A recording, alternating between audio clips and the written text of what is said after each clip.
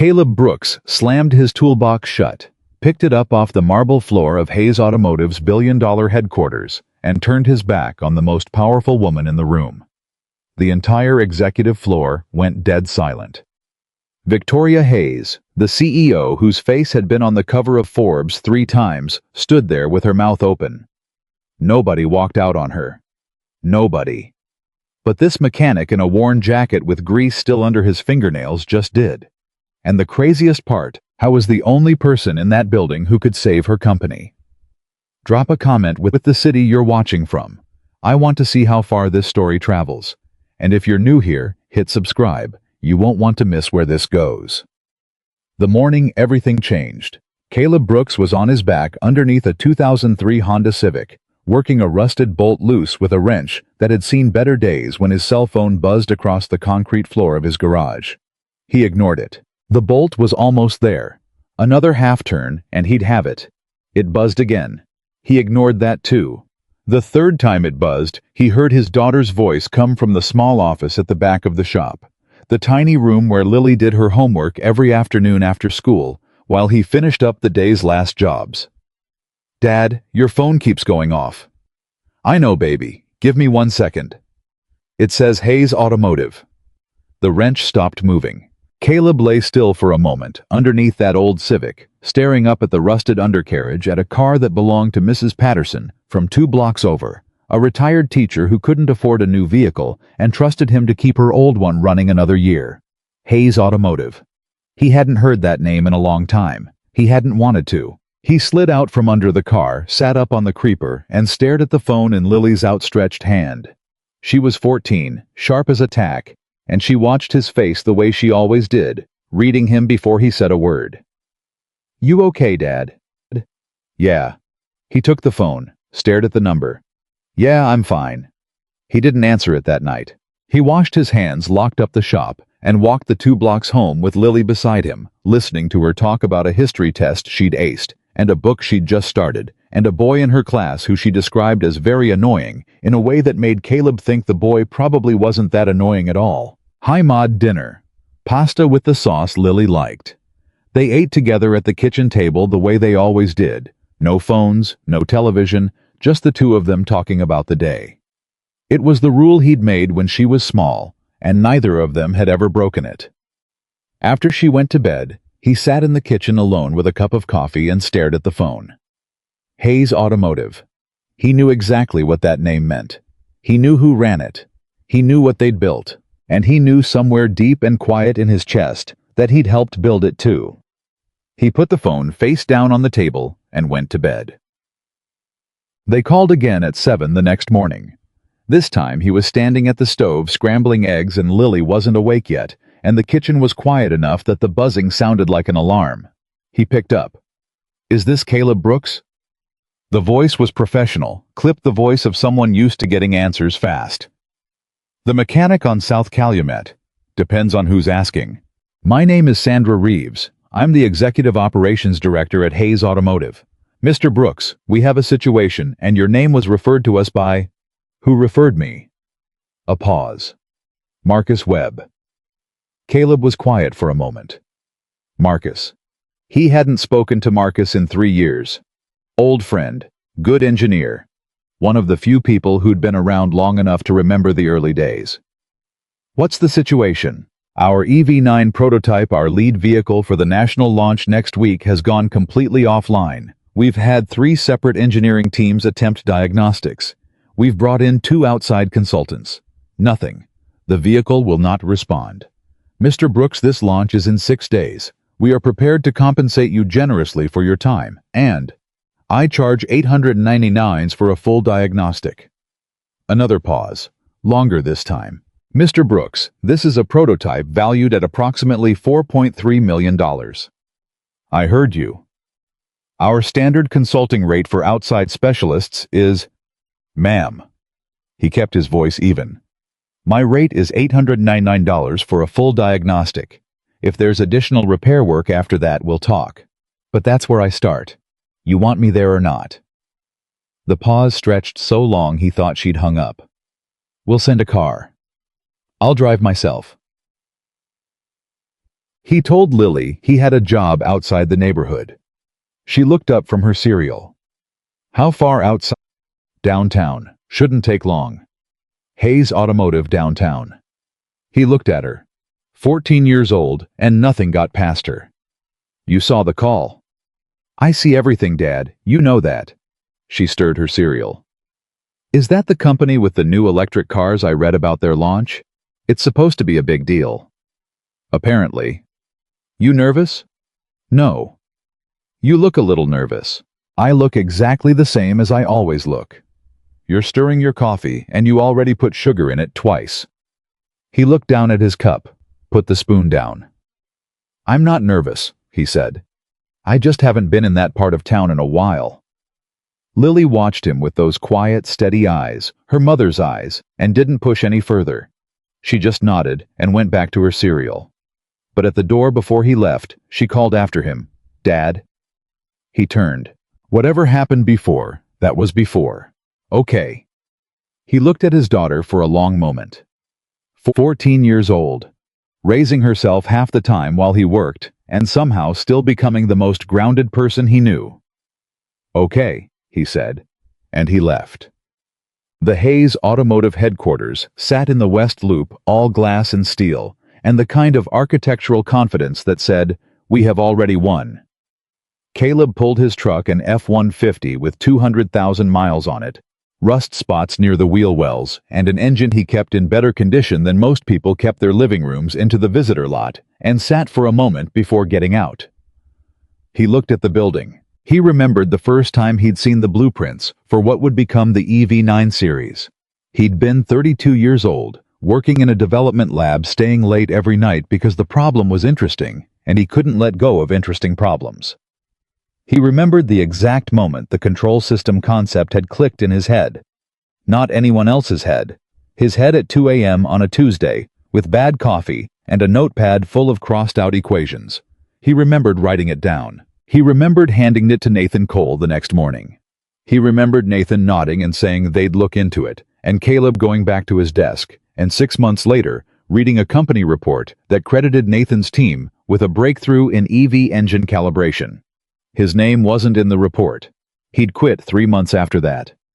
He picked up his toolbox from the passenger seat, got out of the truck, and walked toward the building. The lobby was the kind of space designed to make visitors feel small. High ceilings, exposed concrete, a reception desk that looked like it cost more than Caleb's truck. A young woman in a blazer met him at the door with a tablet in her hands and a smile that had clearly been practiced in a mirror. Mr. Brooks. That's right. Welcome to Hayes Automotive. I'm Claire, executive assistant to Ms. Hayes. I'll be bringing you up. She looked at his toolbox, then at his jacket, then back at her tablet. Of course, right this way. The elevator opened onto the executive floor, glass walls, exposed views of the Chicago skyline, people in expensive clothes, moving with the particular kind of purposeful energy that came from knowing they were being watched. Several of them looked up when Caleb stepped off the elevator. He felt the looks. He'd felt looks like that before. The slight pause, the recalibration, the quiet question behind the eyes. He'd learned a long time ago that you could either let those looks break your stride, or you could walk straight through them like they weren't there. He walked straight through them. Claire led him down a long corridor toward a conference room at the end, and before they reached the door, it opened, and Victoria Hayes walked out. He recognized her from the magazine covers. She was taller in person, mid-50s, silver haircut, sharp, a navy suit that probably cost more than a month of Caleb's rent. She had the look of someone who had spent decades being the most important person in every room she entered, and had stopped noticing how much she expected that. She looked at Caleb. Not a long look. Maybe 2 seconds. That was enough. He could see it happen. The assessment instant and invisible. The kind of judgment that came so fast people usually didn't even know they were making it. Mr. Brooks. She extended her hand. Victoria Hayes. I know who you are. She smiled at that, not warmly, but with the practiced acknowledgement of someone used to being recognized. Well, good. We appreciate you coming on short notice. We're in something of a bind. I heard. Yes. She gestured toward the conference room. Why don't we? I'd rather see the vehicle first. She blinked, just slightly. The first small crack in the composure. Of course, we can certainly do that. Though it might be helpful to brief you on what our teams have already. With respect, Ms. Hayes, if I hear what your team's already tried, I'll start looking where they looked. I'd rather come to it fresh. A beat of silence. Then she nodded. All right. The garage is on the lower level. I'll have someone take you down. You can take me yourself. Another pause. Longer. Around them, the executive floor was very, very quiet. Victoria Hayes looked at Caleb, at his worn jacket, his old toolbox, the absolute calmness in his face, and for just a moment, something moved behind her eyes. Not respect, not yet, but the first flicker of something she hadn't expected. Of course, she said. Right this way. Jameg. The EV9 prototype sat in a secured underground garage level that required 3 separate badge scans to access. The car itself was stunning low sleek, the kind of design that made you want to walk around it twice just to see all of it.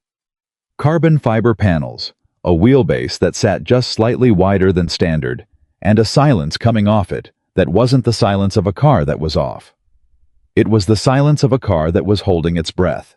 Caleb walked around it once without saying anything. Victoria walked beside him along with 3 men he hadn't been introduced to engineers by the look of them, with the tight expressions of people who had already failed at something and were now watching someone else try. After his second pass around the vehicle, Caleb set his toolbox down and crouched next to the front left panel. When did it go offline? 4 days ago. One of the engineers answered, young guy, late 30s, defensive energy coming off him in waves. Wednesday morning. It was in a standard pre-launch diagnostic cycle. Then it just stopped. Any alerts? 2. Both within the engine control module. Both pointed to a calibration conflict in the power management system. We attempted. I said I'd rather come to it fresh. The engineer closed his mouth. Victoria watched without speaking. Caleb opened his toolbox and removed a diagnostic reader. Not a fancy one. Not the kind of equipment Hayes Automotive's engineers would be using. An older unit heavily modified with notations written on the casing in permanent marker. He connected it to the vehicle's OBD port and watched the screen. Numbers scrolled. System logs. Error codes. He was quiet for a long time. The engineers shifted their weight. Victoria stood with her arms at her sides, and if you watched her carefully, and Caleb had a habit of watching everything carefully, you could see the effort it took her to be still. After 11 minutes, Caleb sat back on his heels and looked at the vehicle. It's not broken, he said. Nobody said anything. It's protecting itself. There was a calibration update pushed to the power management system, I'm guessing in the last 2 weeks, that contained a parameter conflict. The system read it as a potential hardware fault. So it locked everything down. The car is doing exactly what it's supposed to do. It's waiting. The young engineer stared at him. We ran full diagnostics on the... You ran diagnostics looking for broken parts. There aren't any. The problem is in the logic layer, a conflict between the updated parameters and the original base code. Whoever wrote the update didn't account for the interaction. Silence. Victoria's eyes moved from Caleb to the vehicle to the engineers and back to Caleb. You can fix it. I can fix it. How long? Couple hours, maybe less. The young engineer made a sound, not quite a laugh, but the cousin of one. Our teams have been working on this for 4 days, and you're saying, your teams were looking for something catastrophic because the vehicle is worth $4 million. People assume problems scale with cost. They don't.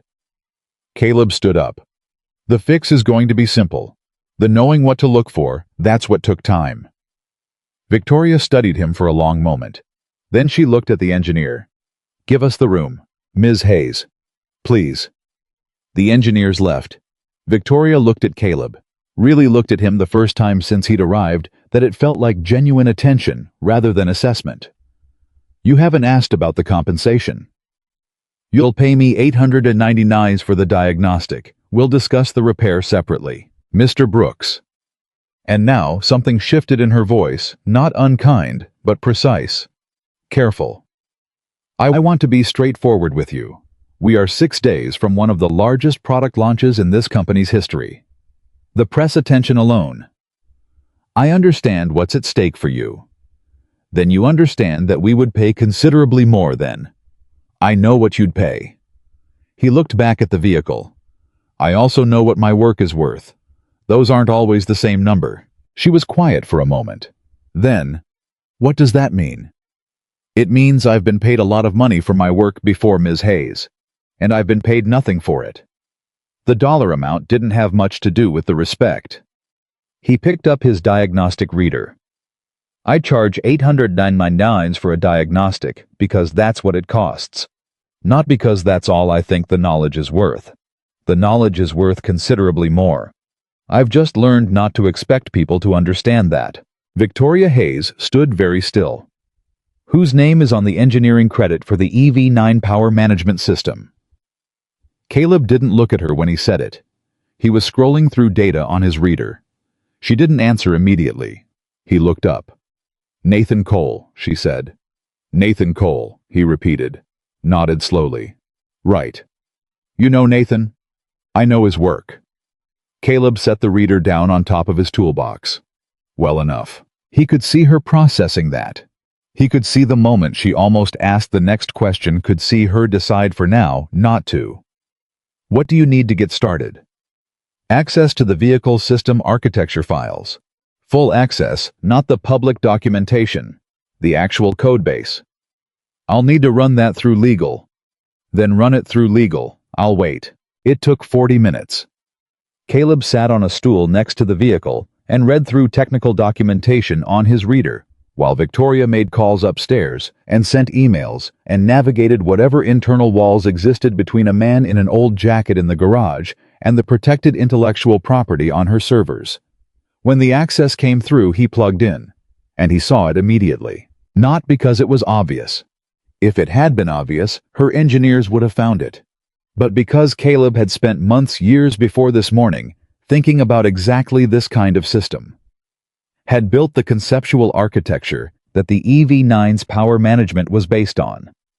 Had thought through every failure mode, every edge case, every moment where the logic could fold back on itself.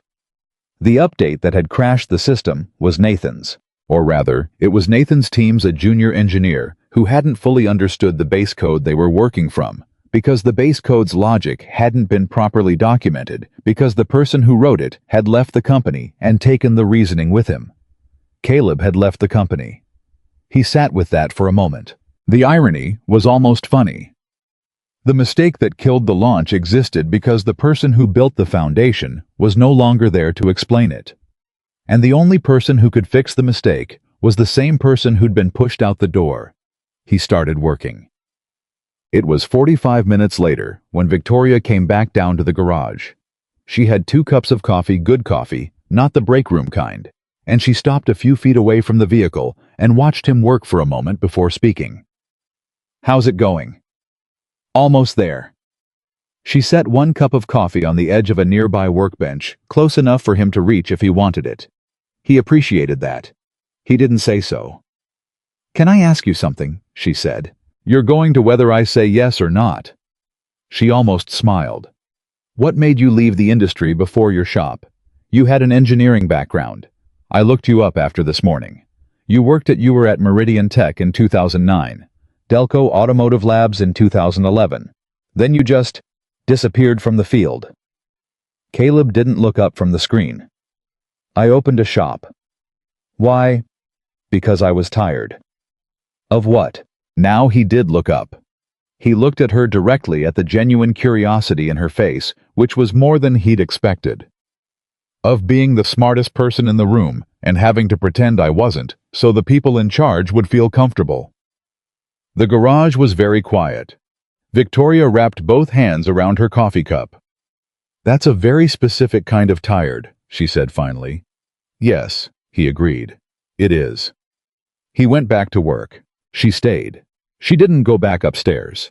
She found a stool somewhere and pulled it over to a distance that wasn't intrusive and sat down with her coffee, and didn't say anything else for a while. And Caleb, who had worked alone in his shop for 11 years and was used to silence, found that he didn't mind. He worked through the calibration layers with the focus of someone who had always understood that the difference between a brilliant solution and a failed one was usually patience. Not intelligence, patience. The willingness to slow down when every instinct was screaming to go faster. He found the conflict in the parameter set at the 40-minute mark. It was elegant in its simplicity. A single value, a threshold setting in the power management logic that the update had overwritten without checking against the original base condition. The system read the conflict as a hardware warning, shut itself down, waited. He adjusted the value, cross-referenced it against 3 other dependent parameters in the base code, because he knew in a way Nathan's team didn't, that the original architecture used a cascading logic model where single changes could have downstream effects. Checked those 2, adjusted 1 more. Then he sat back and looked at the vehicle. "All right," he said. "Try starting it." Victoria stood up quickly, faster than she probably intended to, and reached for the key fob. She pressed the start button. The EV9 came to life. Not with a roar electric vehicles didn't roar, but with a deep ascending hum, a sound like something coming back from a very long way away.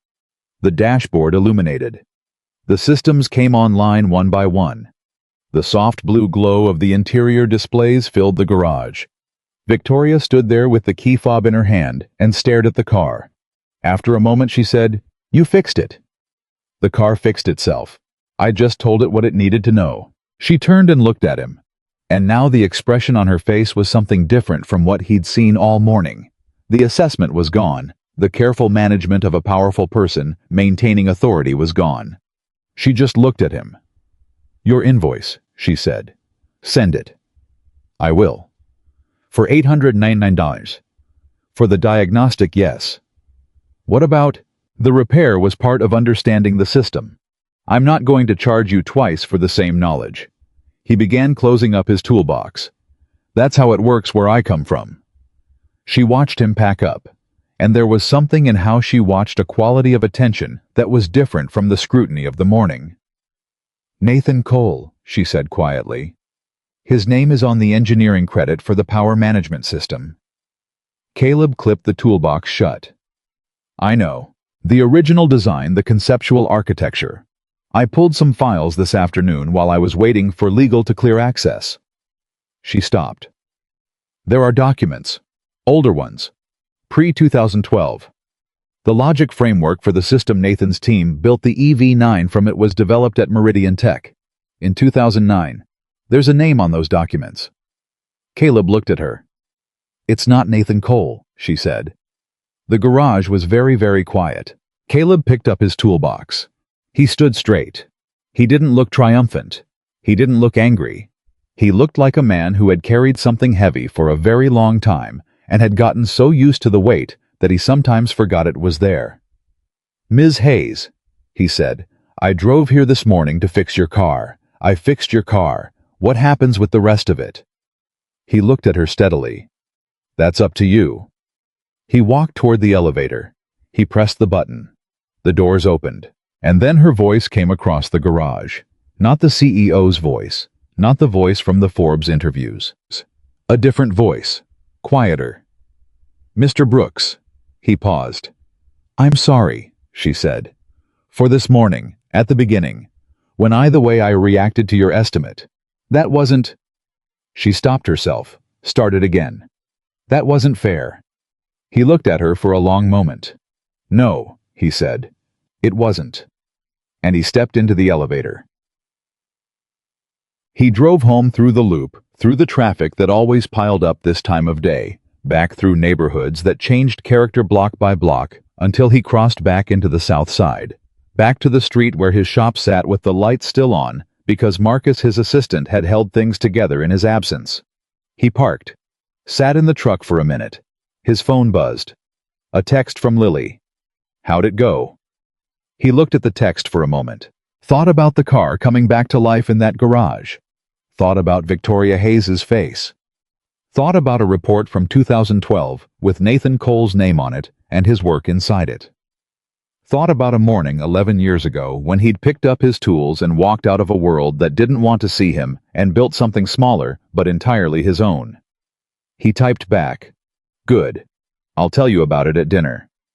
He got out of the truck, went into the shop, picked up where he'd left off on Mrs. Patterson's Honda. The bolt came loose on the first turn.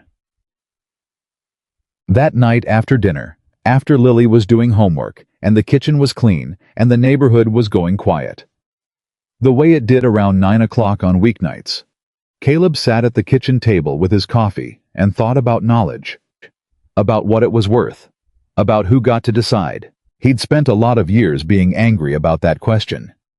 Not loudly angry, he wasn't a loud man.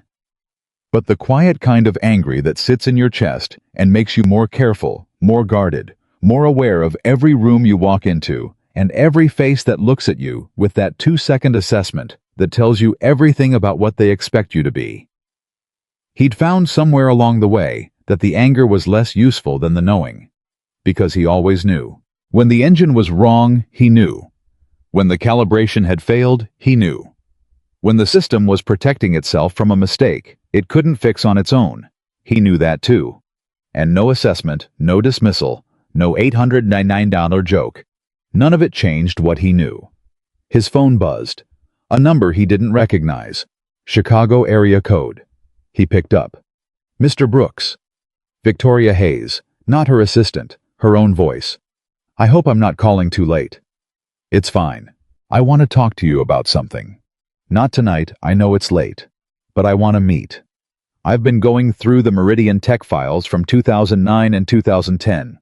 There's significantly more than I initially understood." A pause. "I think there are some things that need to be corrected." Caleb was quiet.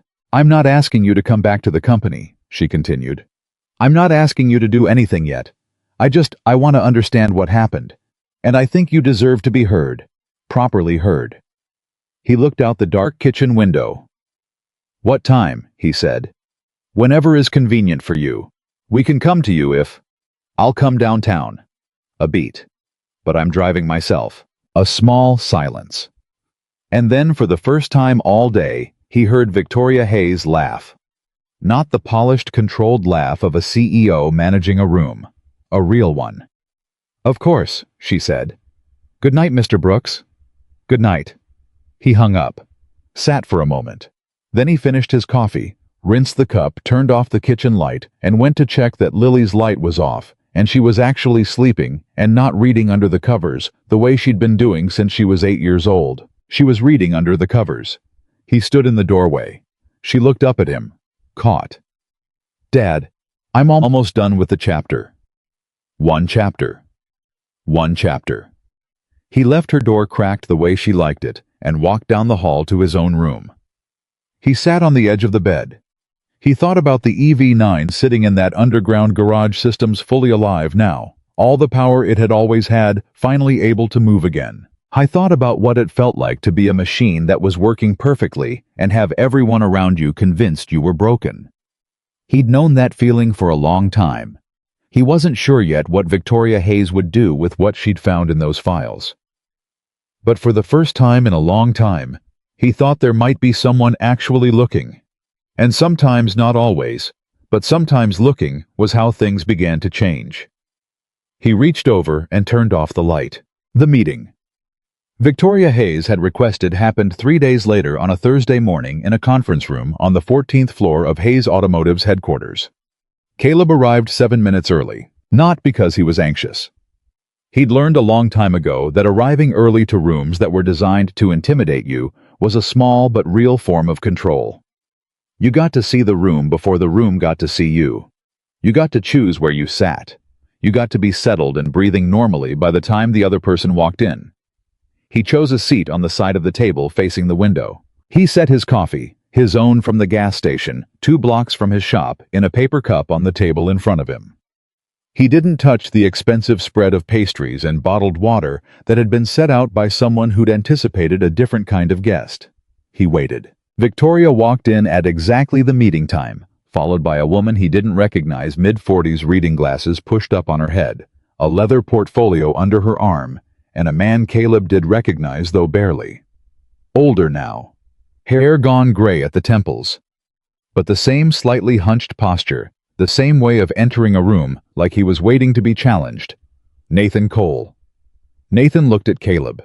Caleb looked at Nathan. Neither of them said anything. Victoria pulled out her chair at the head of the table and sat down.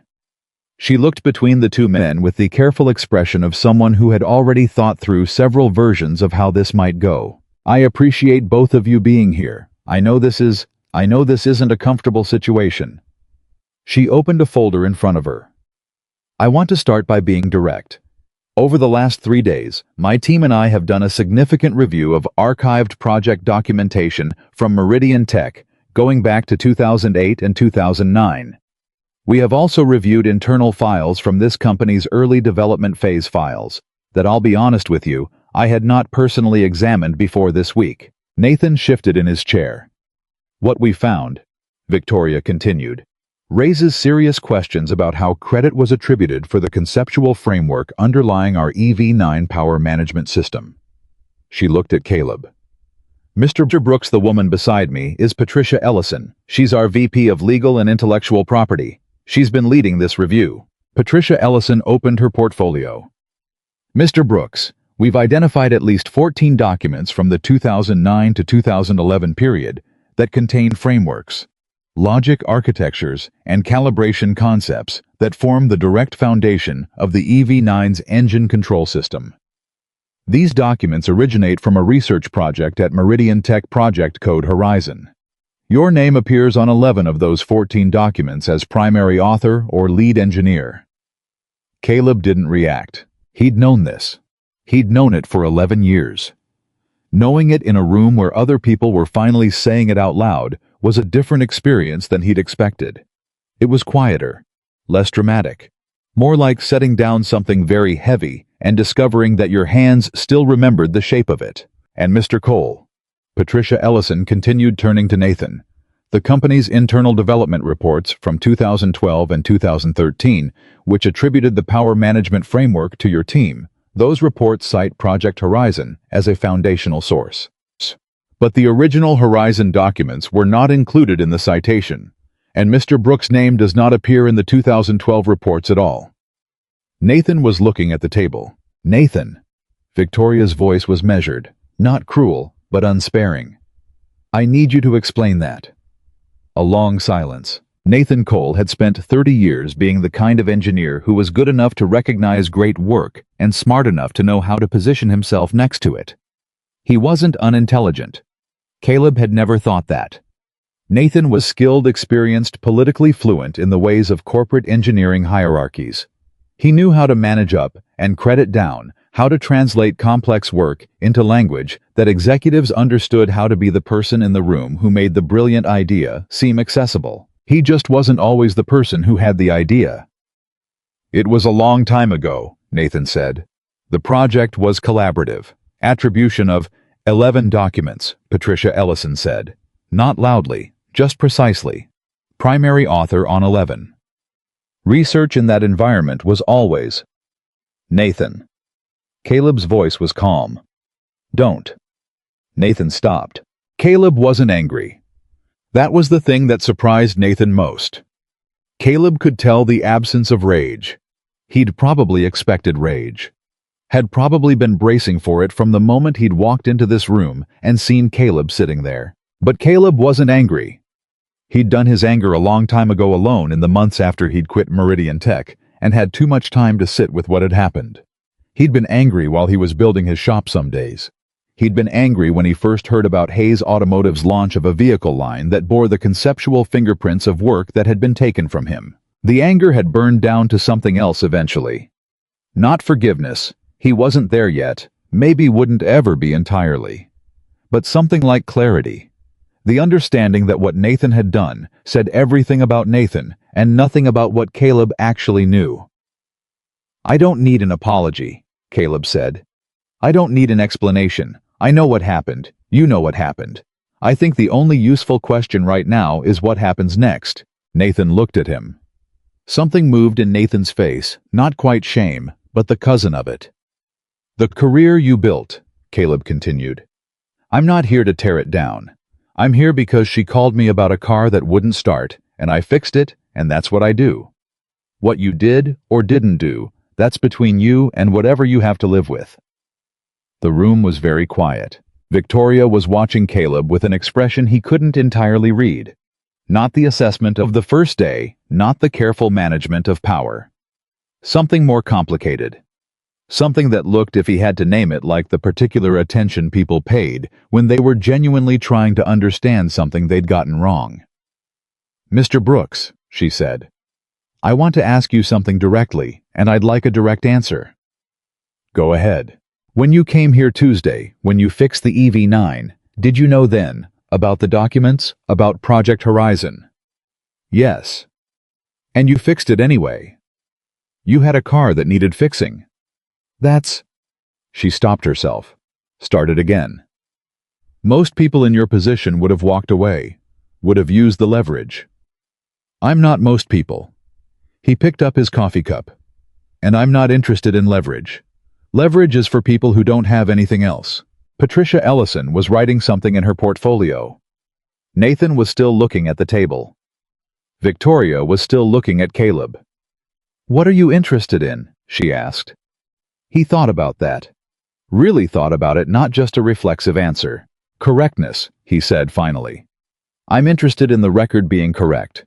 Not for me, for the work. The work deserves to be correctly attributed. Not because I need the credit. Because the next person who comes along and tries to understand how this system was built needs to be able to find out where it actually came from." Patricia Ellison looked up from her portfolio.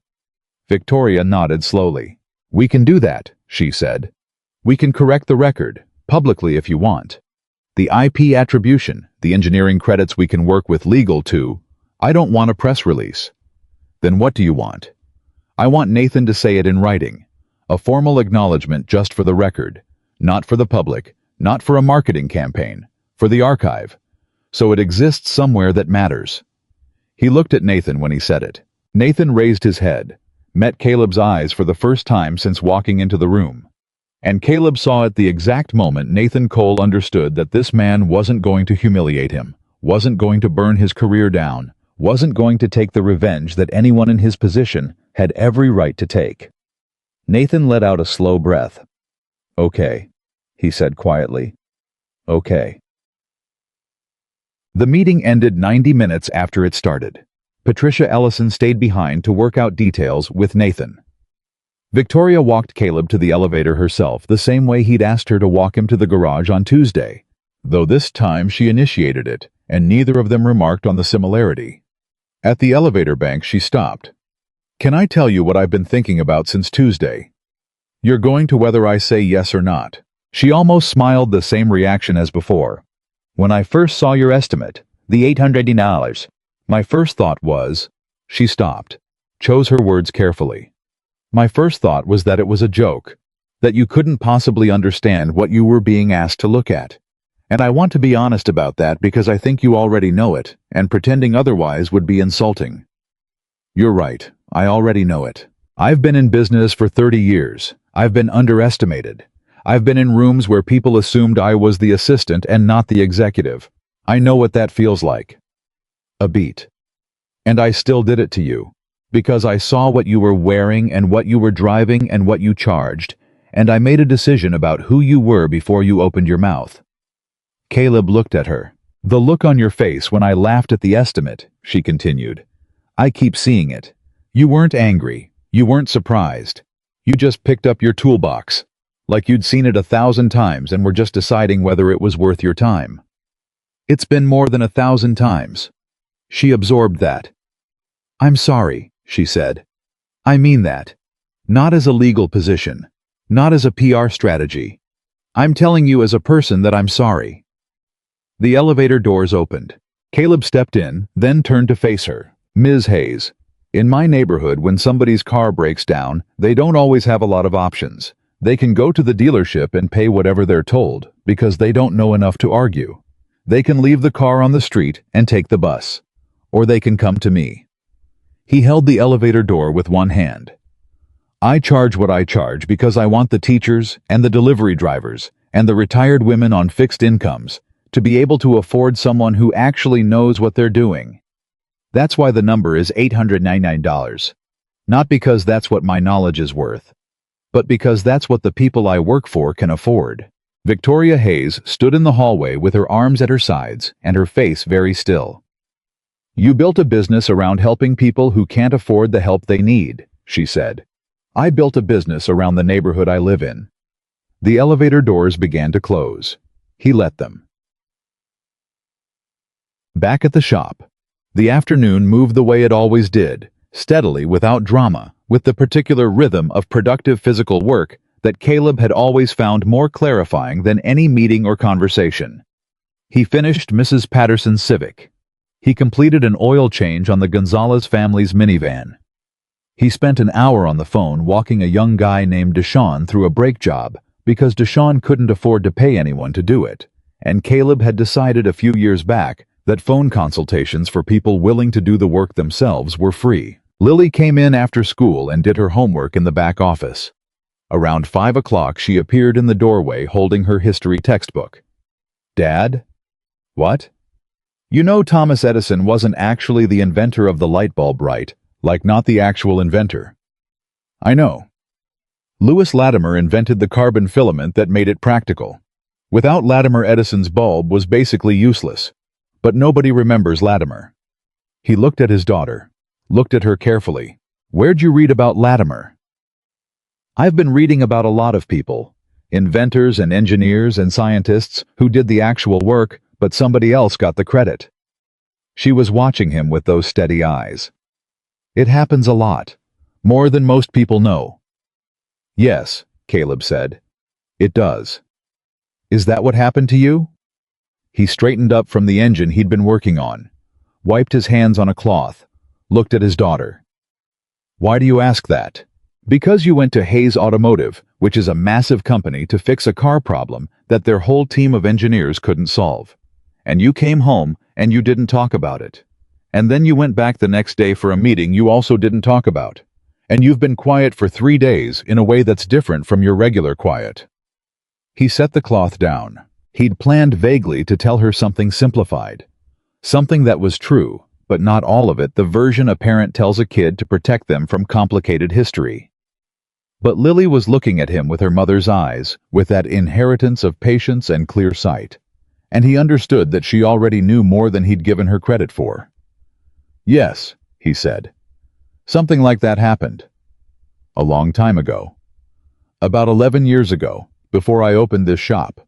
She absorbed that, didn't rush him. The car you fixed, she said carefully. The technology inside it, some of it was yours. The foundation, the concept that everything else was built on. And someone took it. Someone let the record get blurry. That's a generous way to put it. I'm trying to be accurate, not generous. Lily looked at him for a long time. Then she looked around the shop at the old building, the concrete floor, the cars in various states of repair, the toolboxes worn down with use, the small chalkboard on the wall where Caleb wrote his weekly appointments in handwriting that was neater than most people expected from a mechanic. Do you regret it, she said, leaving, building this instead? He didn't answer immediately. He thought about it, genuinely, thought the way he did with problems that deserved to be taken seriously. No, he said. This is real. Every car I fix is actually fixed. Every person I help actually got help. Nobody's using my work to build something they're calling their own. He picked up the cloth again, turned it over in his hands. Sometimes the smaller life is the more honest one. But they should know, Lily said. The record should be right. Yes. Is it going to be? He looked at her. I think so. We'll see. Lily nodded. She seemed to accept this, the uncertainty of it, the incomplete resolution. She was 14, but she understood that some things didn't resolve cleanly, and she didn't press for a cleaner ending than the one that existed. She went back to her homework. Caleb went back to the engine. 3 weeks passed. The EV9 launched on schedule. Caleb watched the coverage on his laptop one night after Lily was asleep. The live stream from the event center downtown, the polished presentation, the crowd of investors and journalists and tech industry figures who had gathered to see what Hayes Automotive had built. He watched Victoria Hayes walk onto the stage. She was good at this. She was genuinely good, clear, precise, with the kind of presence that came from decades of learning how to make complicated things sound both important and accessible. She talked about the vehicle's engineering, its range, its safety systems. The crowd responded well. She didn't mention Project Horizon. She didn't mention Caleb. I wasn't surprised. He hadn't expected her to. The formal acknowledgement that Nathan was preparing the written record correction was a different thing from a public statement at a product launch. He understood that. He'd told her he didn't want a press release. He'd meant it. But watching the launch, watching all of it, watching the car, he'd helped conceptualize, get celebrated while he sat alone in his kitchen in the south side of Chicago. He'd be lying if he said it didn't land somewhere in his chest. Not rage, just a particular kind of ache. The kind that comes not from injustice, but from invisibility. From being real and present and consequential in a story that was being told without you. He closed the laptop. He sat in the dark kitchen for a while. Then he went and checked on Lily, still sleeping, book on her nightstand, light off, and went to bed. The call came the next morning at 8:45. He was unlocking the shop door when his phone buzzed. Victoria. Did you watch the launch? Some of it. Caleb. It was the first time she'd used his first name. He noticed it. I've been up since 5 o'clock. I couldn't sleep. I kept thinking about the fact that you were probably watching that launch alone, and I had not said your name once. He pushed the shop door open and stepped inside. I didn't ask you to. I know, but I should have. A pause. Patricia has the acknowledgement document ready. Nathan signed it yesterday.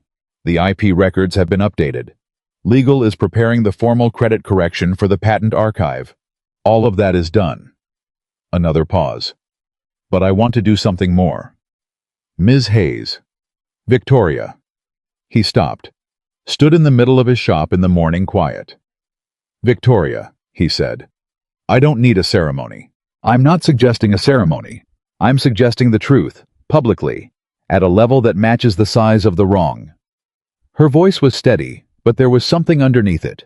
Something that sounded like someone who had been doing a reckoning with themselves for 3 weeks, and had arrived somewhere uncomfortable, but necessary. I got into this business because I believed that the best technology comes from the best minds, and that the best minds should be recognized. That's literally why I started this company. And then I sat across from someone who was fundamental to the technology we're celebrating, and I laughed at his estimate, and I'm not willing to just file a correction in the patent archive and call it square. Caleb was quiet. What are you proposing? The EV9 is getting a second press event, a technology deep dive for industry media and engineering journals. I want to present Project Horizon, the real version, with your name on it. That'll create problems for Nathan. Nathan is an adult who made choices. He's known about this for 11 years and said nothing. I'm not going to ruin his career. I still need his work, and he's done good work since then. But protecting him from accountability at the cost of your invisibility is not a trade I'm willing to make anymore. He walked to the back of the shop, sat down on the stool near his workbench. There's something I need you to understand, he said. Tell me. If my name goes public, if you present this at an industry event, the story becomes about the injustice, about what happened 11 years ago, about the credit dispute. He was choosing his words carefully. And I don't want the story to be about that, because then it's about Nathan and about what was done to me. And I don't want to spend whatever is left of this chapter of my life being the man something was done to. Silence on the line. Then what do you want the story to be about? The work, he said. Just the work. If you want to tell the truth, tell it about the work, not about the grievance. Victoria was quiet for a long moment. That's a remarkable thing to ask for, she said. Maybe. It's still what I want. Then that's what we'll do. He could hear her exhale, slow, deliberate. I'd also like to offer you something else. Unrelated to the IP situation. A consulting role structured however you want, as many or as few hours as you choose. We have development work ongoing that I think would genuinely benefit from your perspective. Not as a favor, not as compensation for the past, as a professional engagement at a rate that reflects what your knowledge is actually worth. What rate are you thinking? She named a number. He was very still for a moment. That's considerably more than 809 eyes, he said. Yes, she said. It is. He turned the number over in his mind, turned it against the reality of his shop, his neighborhood, his mortgage, Lily's college fund that he'd been building dollar by dollar for years. I have conditions. Tell me. I keep my shop. I don't reduce my hours there. The people in my neighborhood who need work done don't stop being able to get it done. Of course. I don't wear a suit. She actually laughed, that same real laugh from the night she'd called. Noted. And if someone on your team looks at my toolbox the way they did on Tuesday, and you see it, you say something. The laughter faded, but not into discomfort, into something more serious. You have my word. He leaned back against the workbench. Send me the paperwork, he said. Marcus Webb called that afternoon. Caleb was elbow deep in an alternator replacement when his phone rang, and he almost didn't pick up. But Marcus had a way of being persistent that Caleb had long since stopped trying to outlast. I heard from Patricia Ellison, Marcus said without preamble, about the credit correction, about the acknowledgement. A pause. I'm glad. Were you the one who sent them my name? Yes. You could have called me first. I know. Another pause. I wasn't sure you'd say yes, and I wasn't sure you'd say no, and I knew if there was any chance of getting this fixed, it needed to start before either of us had time to talk ourselves out of it. Caleb pulled a socket wrench from his belt. You knew about the Project Horizon documents. I was there, Caleb. I worked 3 desks down from you for 2 years. I watched you build that framework. I watched Nathan walk it into the 2012 presentation and walk out with the credit. Marcus's voice was tight with something old. I should have said something then. I know I should have. I've thought about it more times than I can count. Then why didn't you? A long silence. Because I was 35, and I had a mortgage and 2 kids, and Nathan was my department head, and I was a coward. The words sat in the space between them. I've been carrying that for 11 years, and when I heard the EV9 had gone down, and someone said your name might be the only thing that could fix it, I thought I'm not going to be a coward twice. Caleb set down the socket wrench. He thought about Marcus at 35, the same age Caleb had been when it all happened. The same calculations, the same pressures, the same weight of practicality pressing down on whatever principle wanted to stand up. He'd been angry at Marcus too back then. Not the loudest anger, there were other people more directly responsible. But Marcus had been there. Marcus had known. Thank you, Caleb said, for making the call. Marcus exhaled a long, shaky breath. I'm sorry it took 11 years. Yeah. Caleb picked up the socket wrench again. Me too. The consulting paperwork arrived by courier on a Friday afternoon, 2 weeks after the phone call. Lily intercepted it. She was in the shop when the courier knocked, and she brought it to Caleb with an expression that was trying very hard to be neutral and not entirely succeeding. Big envelope from Hayes Automotive. I see that. Contract. Probably. Are you going to open it? Eventually. She set it on the workbench and went back to the office. But she left the office door open, which she only did when she was listening. He finished what he was doing, washed his hands, picked up the envelope. Inside was the consulting agreement, 30 pages of legal language that he'd have an attorney look at before he signed anything, and a handwritten note from Victoria. Not on company letterhead. On plain paper in handwriting that was more hurried and honest than he'd have expected from her. Caleb. I've been trying to think of the right thing to say, and I keep coming back to this. I was wrong to laugh. Not about the estimate, about what the estimate represented to me, which was an assumption that I'm ashamed of, and that has no place in how I want to run this company or live my life. The work in this contract is real, and we need you. But I want you to sign it, if you sign it because it's fair, and because you want to, not because of any debt I owe you. You didn't fix our car to create an obligation, and I don't want this to be one. V. He read it twice. Then he folded it back up and put it in the envelope. Lily was very quiet in the back office. He read it, she said, not loudly, apparently to herself. I can hear you. I know. He picked up the envelope and walked to the office doorway. Lily looked up from her textbook with an expression that had abandoned the attempt at neutrality. You're going to sign it, she said. I haven't decided. Dad. Lily. It's a lot of money. It's a lot of money. You could fix up the shop, get new equipment. The lift in the back bay has been... I know what the lift needs. And my college. I have your college handled. You have the beginning of my college handled. The middle and the end are still... Lily. She stopped. He looked at his daughter. This person he'd raised alone on honesty and hard work, and the belief that knowledge had its own authority, regardless of who recognized it. This person who had her mother's eyes, and her father's stubbornness, and her own particular kind of clear sight that belonged entirely to herself. I'm going to think about it over the weekend, he said. And if I sign it, it'll be because I think the work is meaningful, and I can do it without losing what matters here. Not because of the money. Lily looked at him steadily. Is the work meaningful? I thought about the EV9 sitting in that garage fully alive. Thought about systems he hadn't touched in 11 years, but still understood at a cellular level.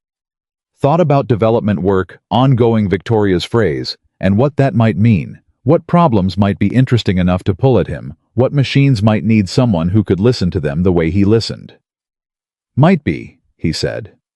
Lily nodded, went back to her textbook. Weekend, she said.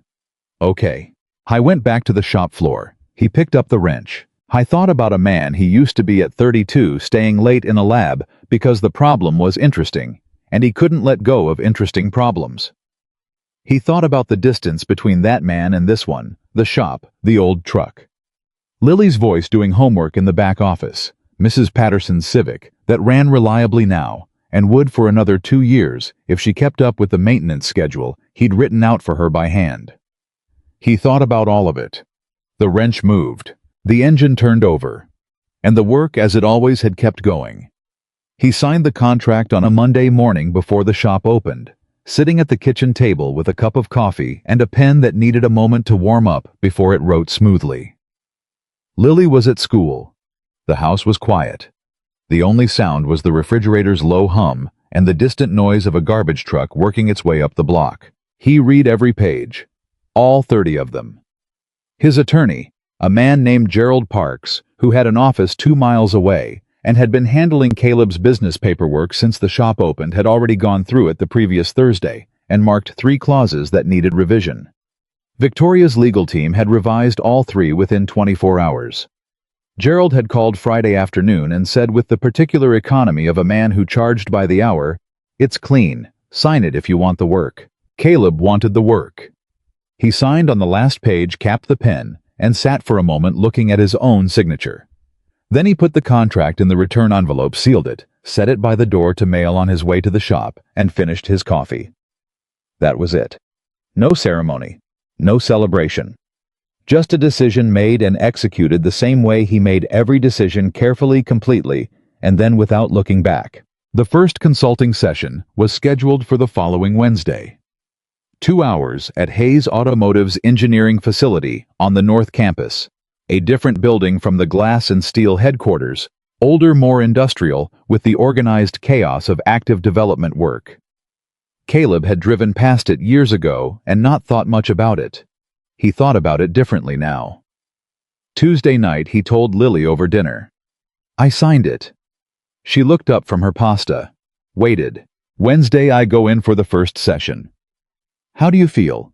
About the same as always. Dad? Fine. I feel... He turned his fork over. I feel like someone who agreed to a thing and now has to do the thing, which is the same as always. Are you nervous? I wasn't nervous fixing the car. That was different. You were on your own territory then. You walked in with your toolbox and you knew the problem and you solved it. This is... She searched for the word. This is ongoing. You have to show up more than once. You have to be seen more than once. He looked at his daughter. She was right. She was exactly right, and she was 14 years old, and the accuracy of it landed somewhere in his chest in a way he wasn't entirely ready for. "Yes," he said. "I know. You'll be fine," Lily said. She went back to her pasta with the decisiveness of someone issuing a verdict that was not up for debate. "You literally fixed a $4 million car with 11 years of knowledge nobody knew you still had. I think you can handle a Wednesday meeting." He almost smiled. "Eat your dinner," he said. The North Campus engineering facility looked exactly the way it smelled, like metal and dry erase markers, and the particular kind of industrial coffee that gets made in a pot that's been in service since the Clinton administration. Caleb walked in, Wednesday morning, with his leather notebook and a pen, no toolbox. This wasn't that kind of job, and introduced himself to the security desk. They had him on the list. That still surprised him slightly every time that his name was on lists now in buildings like this. He'd spent enough years being the person who wasn't on any list. A young engineer named Priya met him in the lobby. She was in her late 20s, bright-eyed with the barely contained energy of someone doing work they genuinely loved. She shook his hand with more firmness than he'd expected and said without preamble, "I've been reading the Project Horizon documents since last week, all 14 of them." He looked at her. "And the cascade logic model in the calibration framework, the part where you built in the self-correction loop, I've been trying to understand it for 2 years. I thought it was a quirk of how the EV9 was assembled. I didn't know it was designed in." "It's not a quirk," Caleb said. "It's the whole point. The system is supposed to know when it's wrong." Priya stared at him for half a second. That's a philosophy, not just an engineering decision." "Most good engineering decisions are philosophies first." She stared at him for another half second. Then she turned and walked toward the elevator, and he followed, and she talked the entire way about cascade logic and self-correction models, and a problem they'd been running into in the second-generation development that nobody had been able to trace to its source. By the time they reached the development floor, Caleb had already started thinking about the problem. The 2-hour session became 4 hours. Nobody mentioned the overtime. At one point, 3 other engineers drifted into the room, drawn, he realized, by the conversation that was apparently audible through the glass partition, and Priya didn't send them away, and Caleb didn't either, because the more perspectives around a problem, the better, and he'd always believed that. He stood at the whiteboard for 45 minutes at one point, working through a logic model that he was developing in real time, talking through it as he wrote, and the engineers asked questions. Good questions, the kind that pushed back and required him to be sharper, rather than the kind that deferred, because he was the consultant, and he answered them, and then pushed back on the pushback. And the room had the particular aliveness of a space where thinking was actually happening. It had been a long time since Caleb had been in a room like that. Not in his shop. His shop was a different kind of satisfying, concrete and physical and completely honest. But this particular electrical charge of working a hard problem with other people who cared about getting it right, he'd forgotten what that felt like. He got back to his truck at 3 in the afternoon, sat in the seat and realized he was tired, in a way he hadn't felt in years. Not the bone weariness of physical work. The specific exhaustion of having used his mind at full capacity, all the way to the edge of what he knew for 4 consecutive hours. He sat there and let himself feel it. Then he started the truck and drove back to the shop. Marcus Webb showed up on a Thursday evening, 3 weeks into Caleb's consulting arrangement. Caleb was locking up when he saw the car pull up, a newer sedan. Hayes' automotive model, which made sense since Marcus had been with the company for 6 years. Marcus got out looking the way he always had, the slight hunch, the careful expression, except older and more worn around the edges, with the look of a man who'd been doing a lot of thinking lately. "I should have called," Marcus said. "You should have, but you never do. I brought food." He held up a bag from the Thai place on 31st Street that had been there since both of them were in their 20s. "The curry you always used to get." Caleb looked at the bag. "Come inside." They sat in the small office at the back of the shop, the space that was usually Lily's homework territory, but was empty now since she was at a friend's house. Marcus set out the food, and Caleb got 2 bottles of water from the mini-fridge in the corner, and for a few minutes they just ate the way old friends sometimes need to do, filling the air with something other than the conversation that was coming. Finally, Marcus put down his fork. "I've been carrying something and I need to say it to your face." "You already apologized on the phone." "I know. This is different." Marcus looked at him. "I want to tell you what I actually saw. Not just that I knew. What I specifically saw." Caleb was quiet. "The morning after the 2012 presentation," Marcus said. "When Nathan presented the power management framework to the executive team and took the full credit. I saw your face. You were in the back of the room. You weren't supposed to be there. You'd heard about it from someone and just showed up. And Nathan didn't acknowledge you, didn't say your name, just stood there and accepted the congratulations." He stopped. "And I watched you stand there in the back of that room and not say a word. Just watch it happen. And then you left. And 3 months later you were gone." The office was very quiet. "I've thought about why you didn't say something," Marcus continued. "In that room. You could have. You could have stood up and you had every right.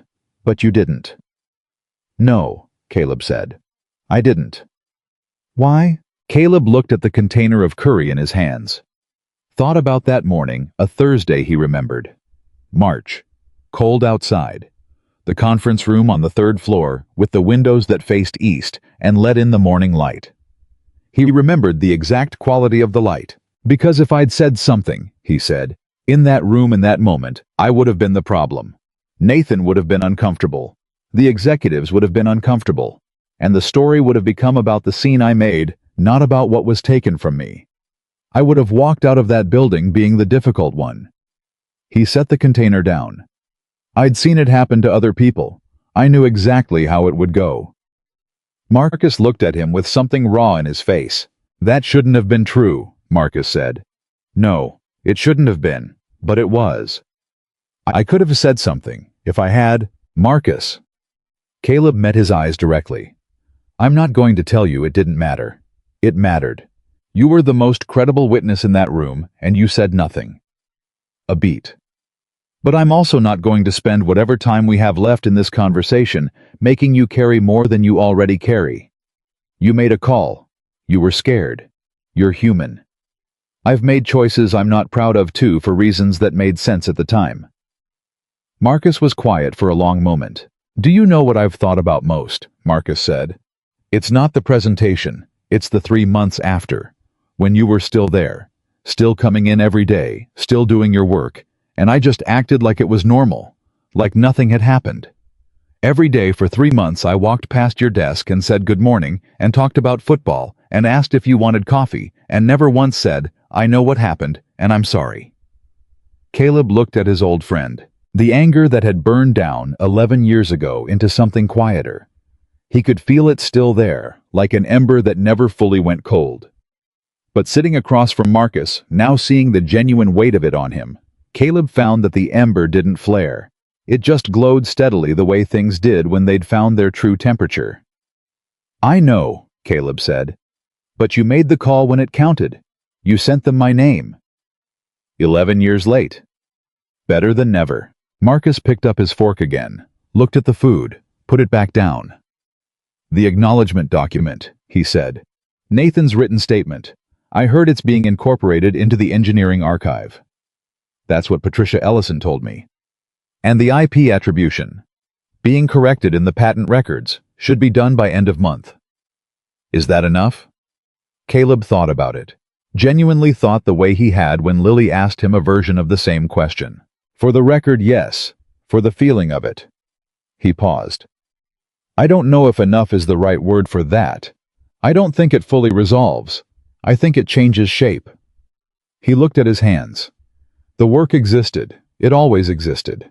Someone else had their name on it for a while, but the work didn't change.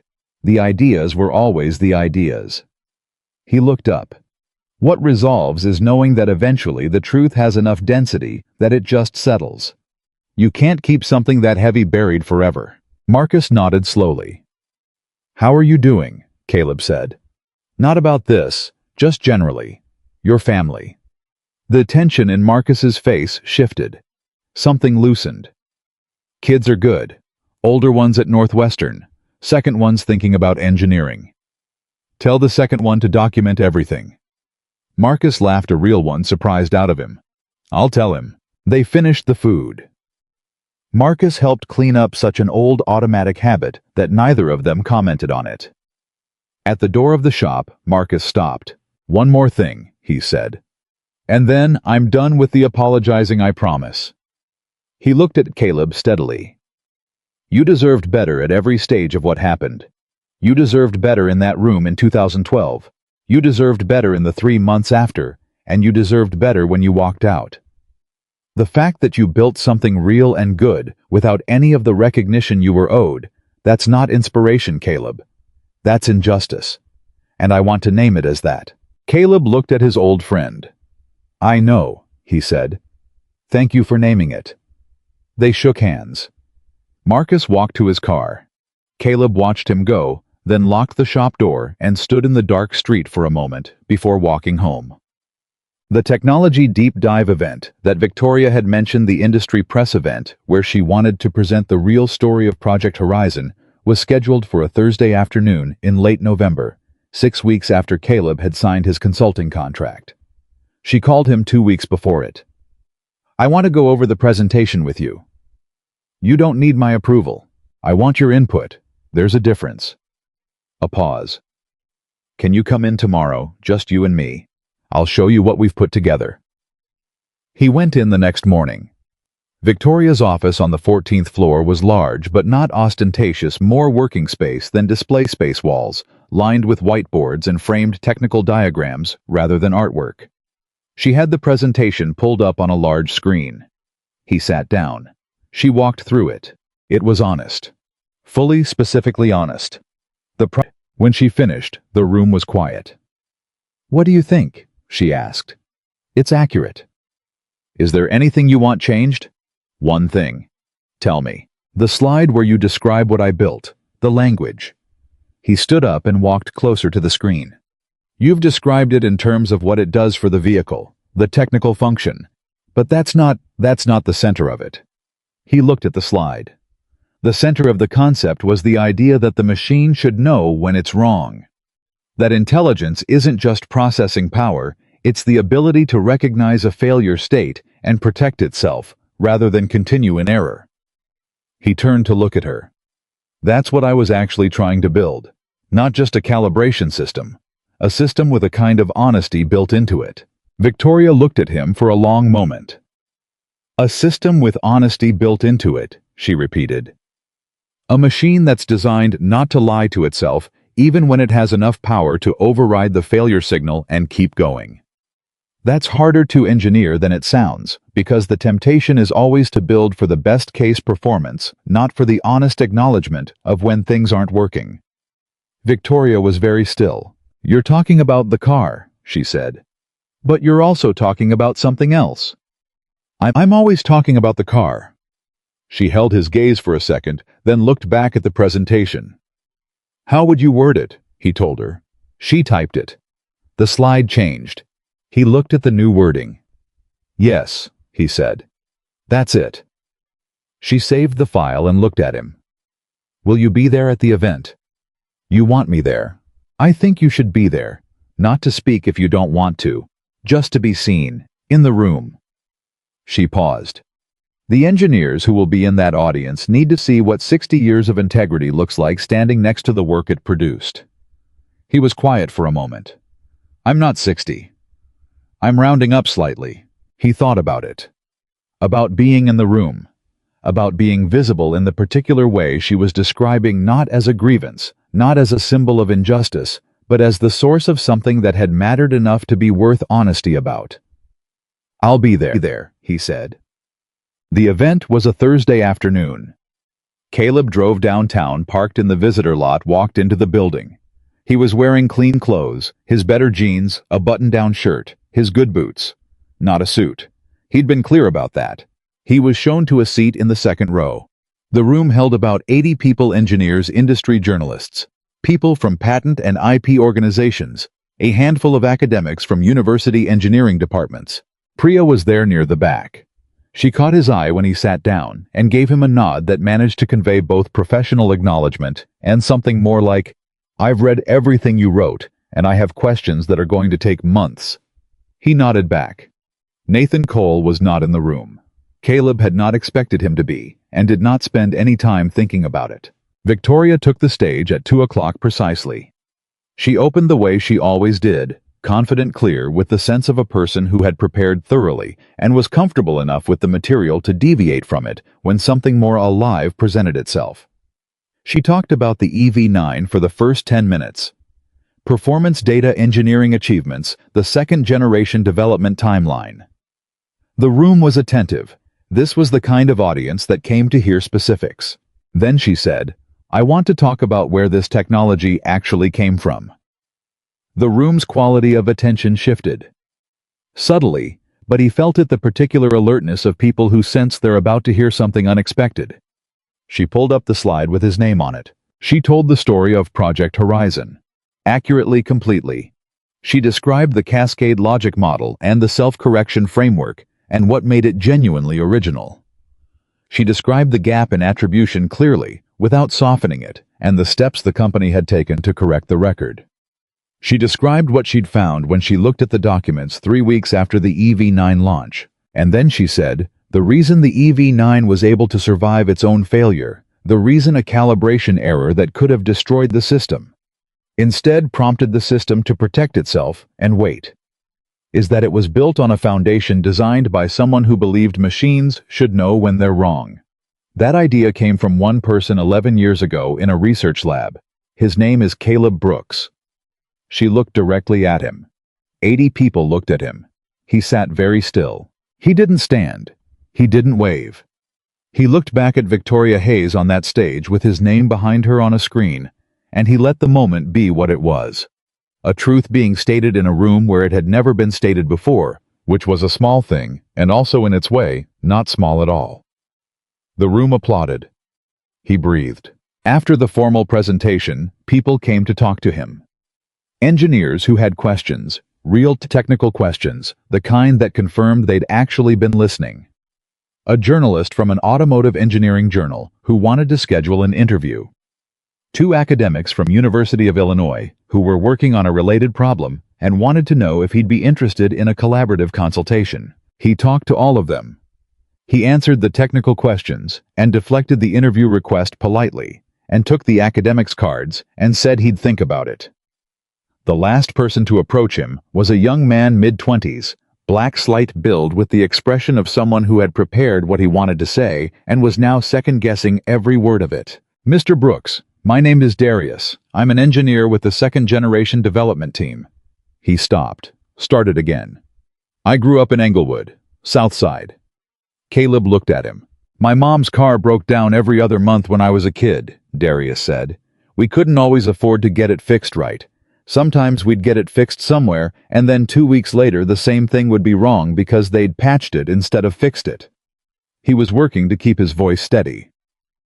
"I became an engineer because I thought if I understood how things worked at the foundational level, I could fix things right, not just patch them."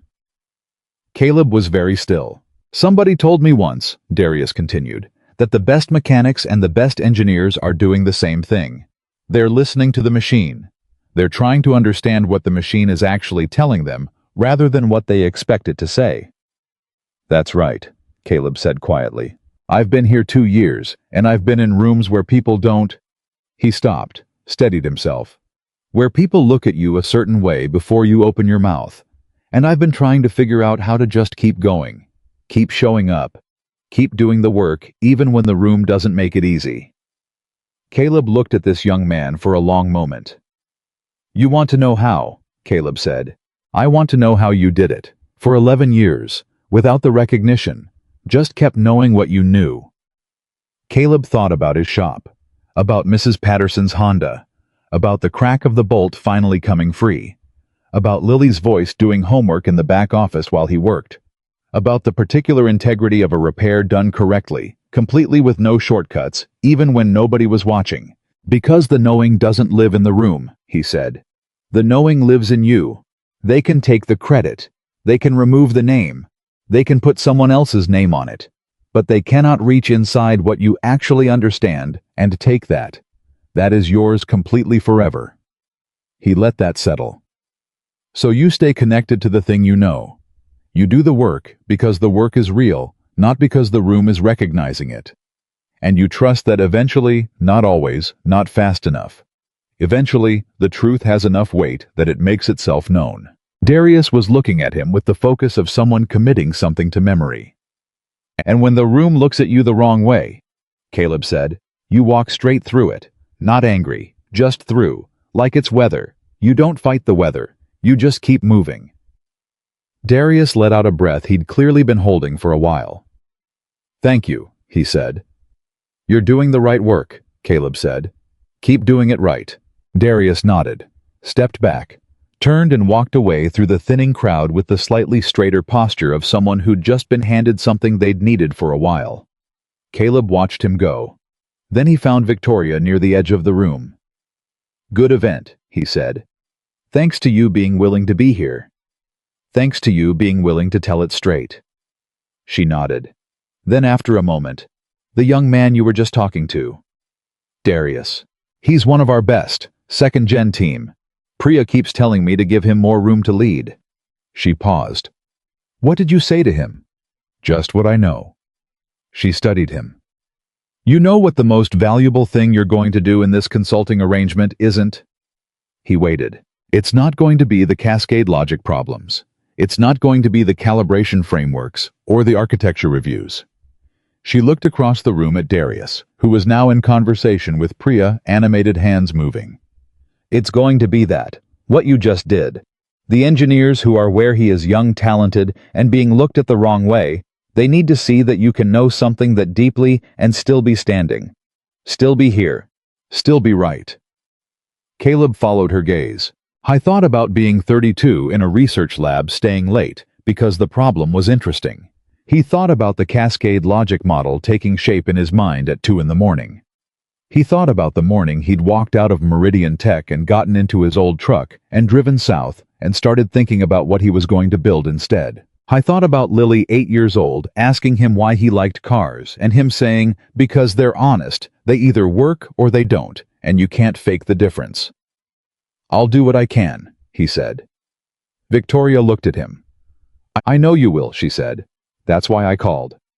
The interview request came back. Not from the Automotive Engineering Journal. He'd deflected that one successfully enough.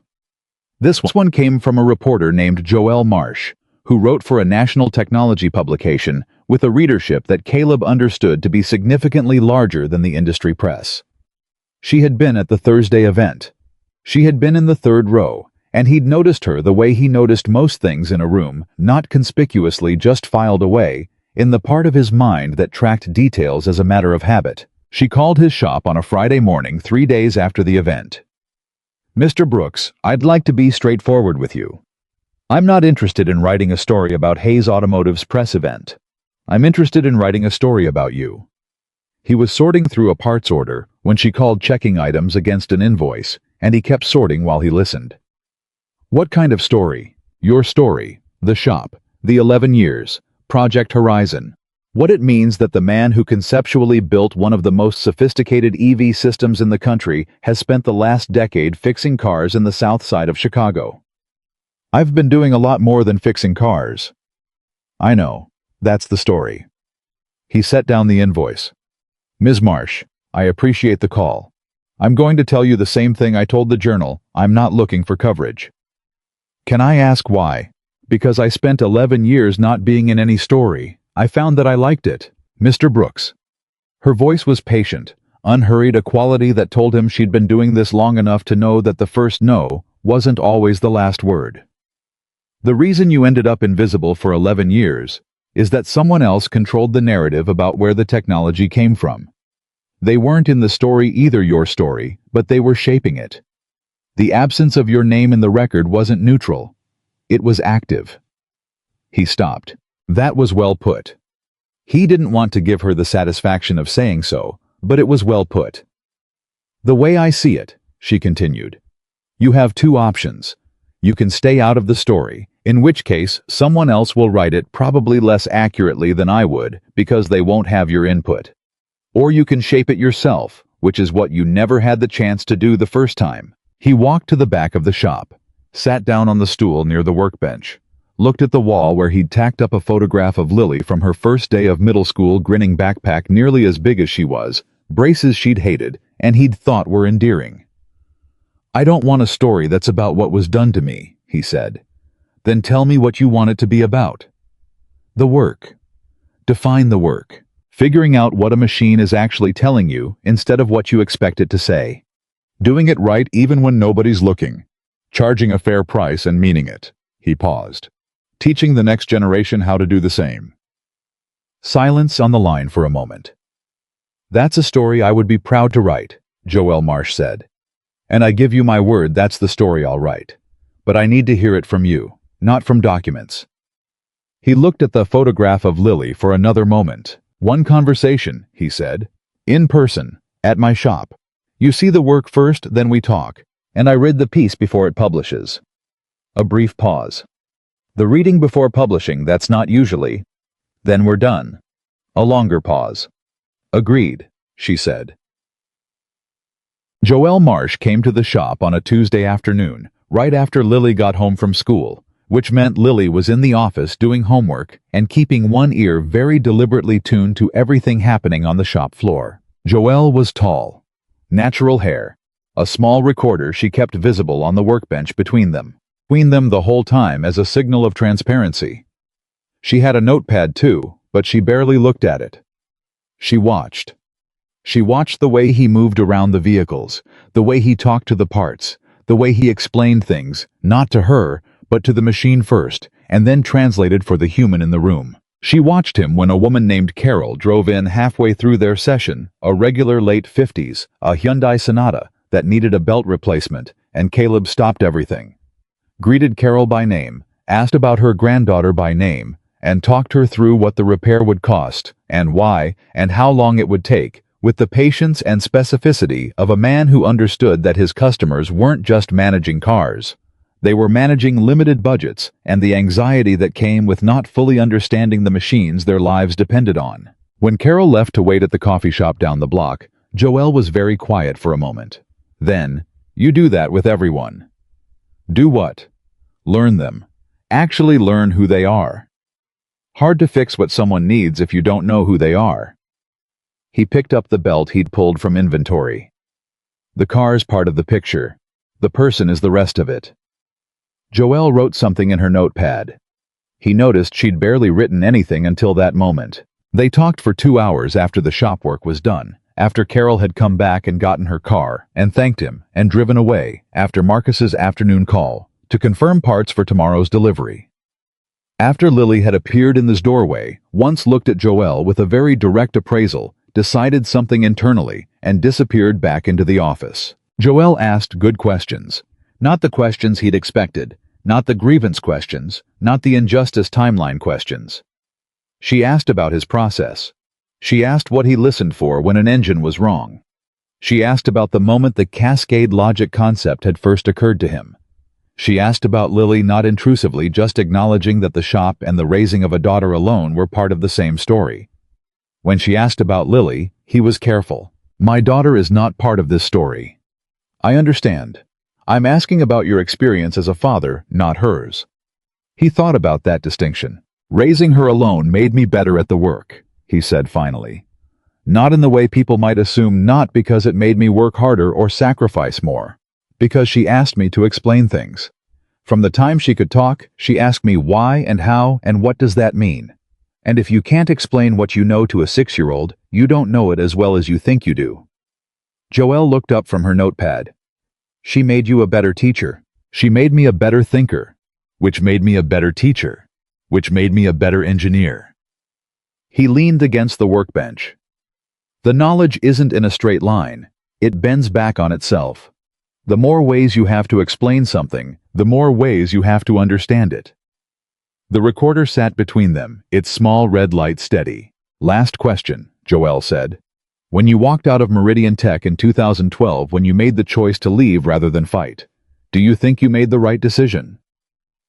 He was quiet for a long time. I made the decision I could live with, he said. Whether it was right. He turned the question over. I think there are decisions that are right in the moral sense and wrong in the practical sense, and decisions that are practical and cost you something real. I made the practical decision.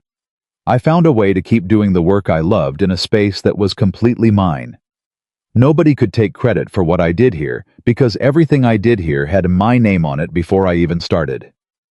He looked around the shop, the concrete, the equipment, the small chalkboard with his handwriting.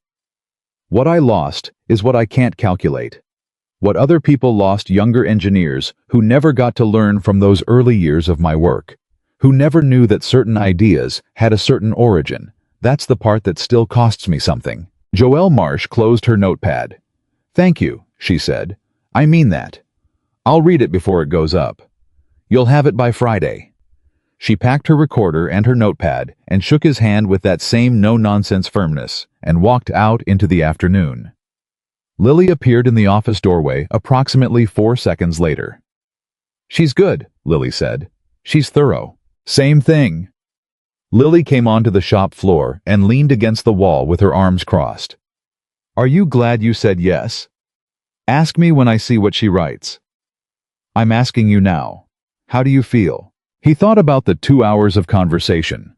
The way it had felt to say certain things out loud, things he'd thought many times, but rarely spoken, because there hadn't been anyone to speak them to who would hear them correctly. The particular quality of being listened to by someone whose job was to listen carefully. I feel like I said true things, he said. We'll see what she does with them. She sent the piece on Friday morning. He read it at the kitchen table while Lily was at school with his coffee in the same chair where he'd signed the consulting contract. It was good. It was genuinely good, not in the promotional everything is great way, but in the way that good writing was always good. It made him see himself from outside himself, which was an unsettling and clarifying experience simultaneously. She'd captured the shop accurately. She'd handled Project Horizon carefully, not sensationally, but with enough specificity that anyone who read it would understand what had happened and why it mattered. She'd written about Lily without writing about Lily, a skill he respected. And she'd written about his work the actual intellectual substance of the cascade logic model, with enough precision that it was clear she'd done significant research and actually understood what she was describing. There was one paragraph he almost asked her to change. Near the end, she'd written something about invisibility, about how American industry had a particular way of making certain kinds of knowledge disappear by making the people who held it invisible. It was true. It was accurate. But it made him sound in his mind like a symbol rather than a person. He sat with it for a while. Then he thought about Darius at the event and what Darius had needed to hear. He thought about other Darius's young engineers in rooms where people looked at them the wrong way before they'd opened their mouths, who might read this piece and find in it something they needed. He left the paragraph in. He called Joelle and told her it was approved. Thank you, she said. It'll go up Monday. Okay, Mr. Brooks Caleb. A small pause.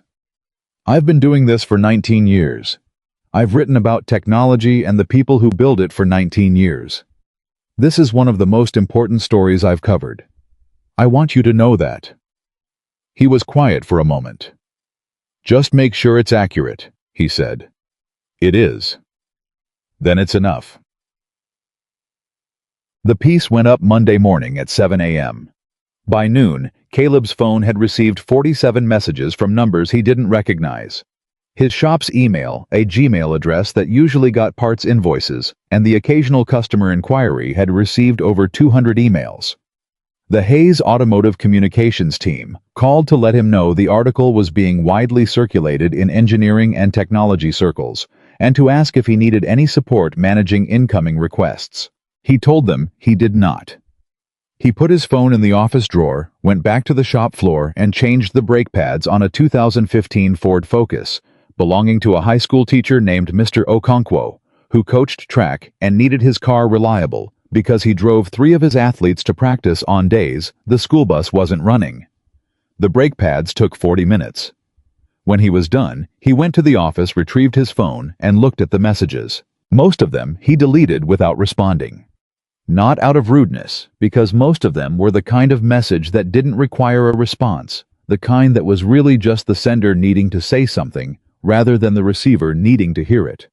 But 3 he kept. One was from a mechanical engineering professor at a state university in downstate Illinois, who said she'd been using the concept of self-corrective calibration in her coursework for years without knowing its origin, and who asked if he'd be willing to have a conversation sometime. One was from a retired auto worker in Detroit, a man around Caleb's age who wrote that he'd spent 30 years on the floor of plants where the engineers and the guys doing the actual work had always seemed to exist in separate worlds, and that reading about Caleb made him feel like maybe the distance wasn't as fixed as he'd always believed. And one was from a 17-year-old named Janelle, who identified herself as a senior at a public high school in Memphis, Tennessee, who had found the article because she was writing a paper on women and minorities in engineering, and who wrote in language that was both formal and slightly breathless.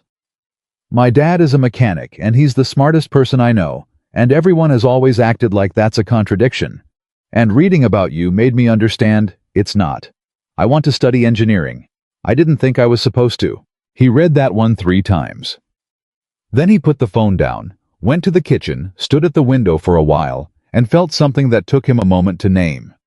Not pride exactly. Something quieter and more structural, the feeling of a thing having weight. Of words having traveled from his mouth to a page to a stranger's eyes in Memphis and landing somewhere that mattered. He went back to work. Victoria called that afternoon. "The article." "I know. It's been shared 40,000 times in 6 hours, Caleb. Engineering Insider covered it. IEE posted it to their social channels. There are 3 separate threads about it on engineering forums that each have over 1,000 comments." A pause. "The comments are most of them are people saying they recognize the story, that they've lived some version of it." "I know. Are you okay?" The question surprised him. Not the question itself, it was a reasonable question, but the way she asked it. Not as a CEO managing a communication situation.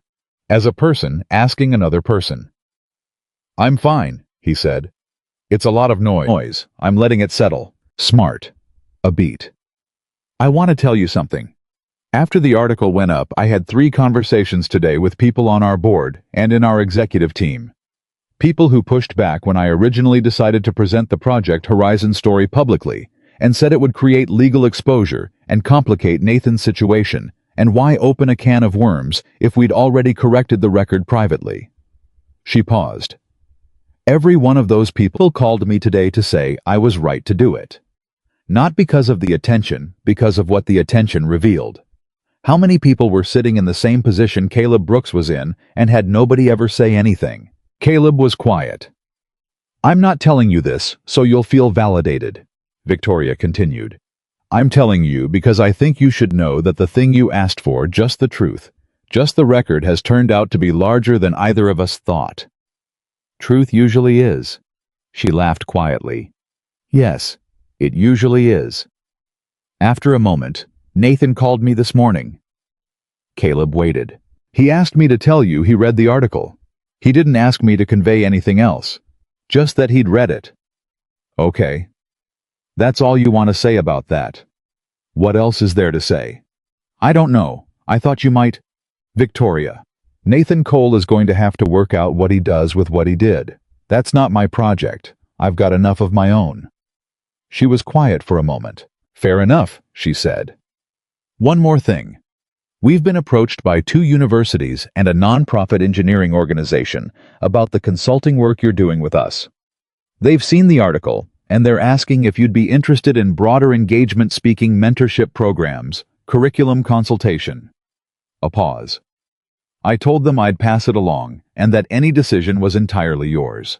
He thought about the professor from downstate Illinois, about Janelle in Memphis, about Darius at the event standing a little straighter when he walked away.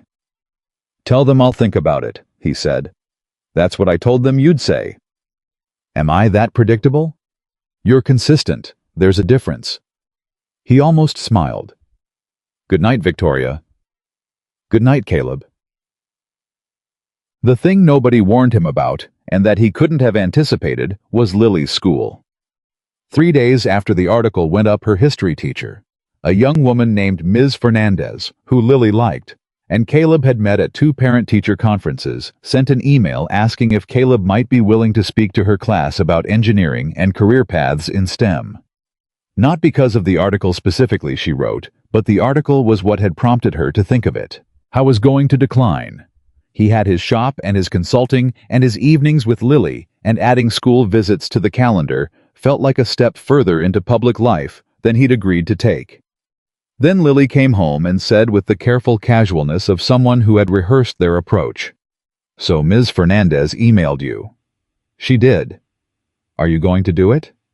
"I was thinking no." Lily put her backpack down, sat across the table from him, put her hands flat on the table, which was a thing she did when she was preparing to make an argument she'd already fully constructed. "There are kids in my class," she said, "whose parents don't have jobs that anyone talks about as something you could become.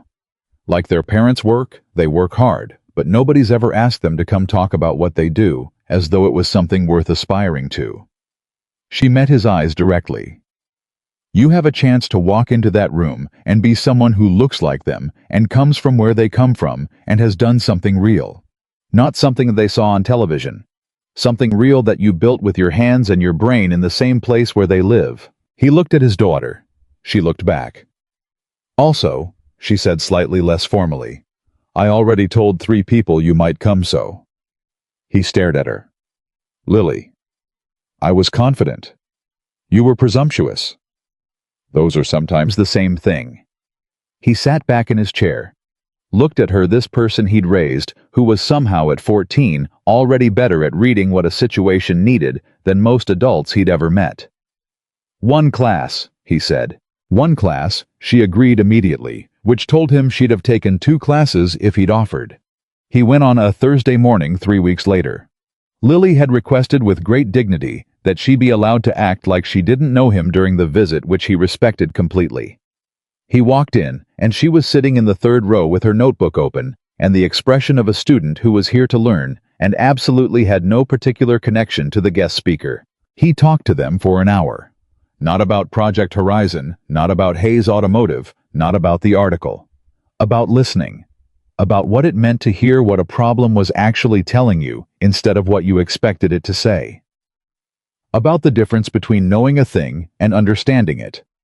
About showing up consistently for work that was real even when the recognition was absent. He took questions for 20 minutes after. The questions were better than he expected, sharp, specific, occasionally funny, in the way that teenagers were funny when they forgot to be self-conscious. One kid in the back asked him what he did when someone didn't believe he knew what he was talking about.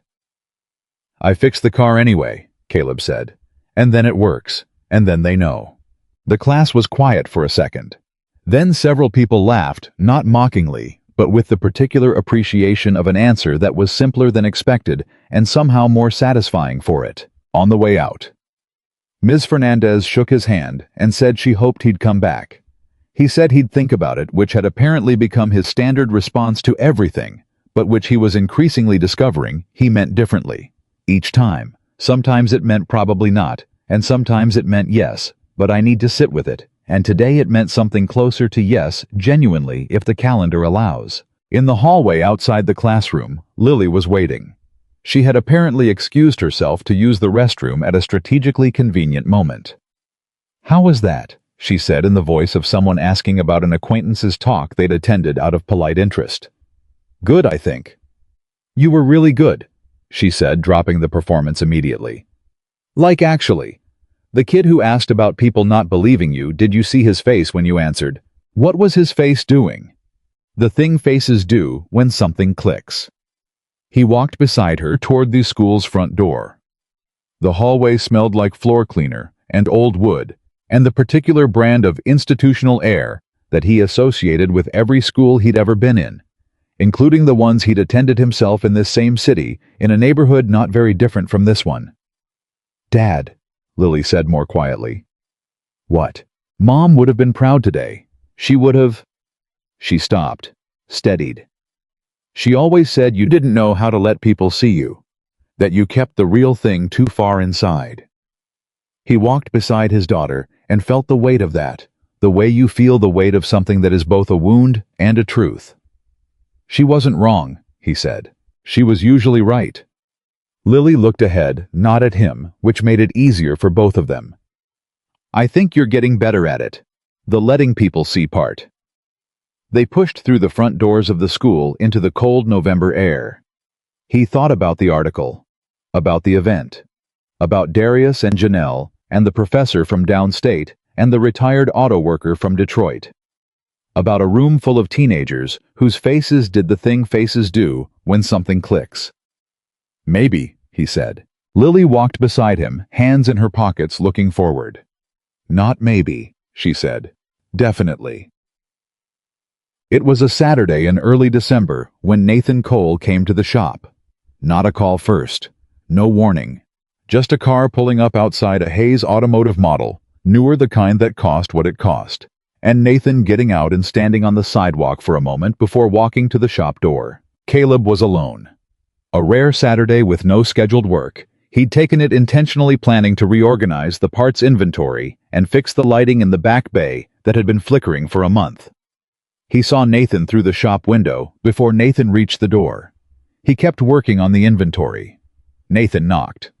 Come in. Nathan stepped inside. He looked around the shop the way people did when they entered a space and were trying to read it the way a place announced what it was and who ran it.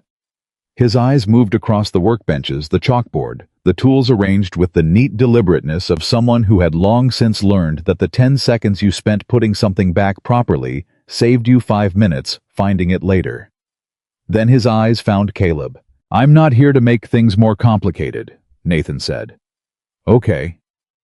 I'm here because I needed to say something to your face. Not through lawyers, not through Victoria. He stopped, steadied himself.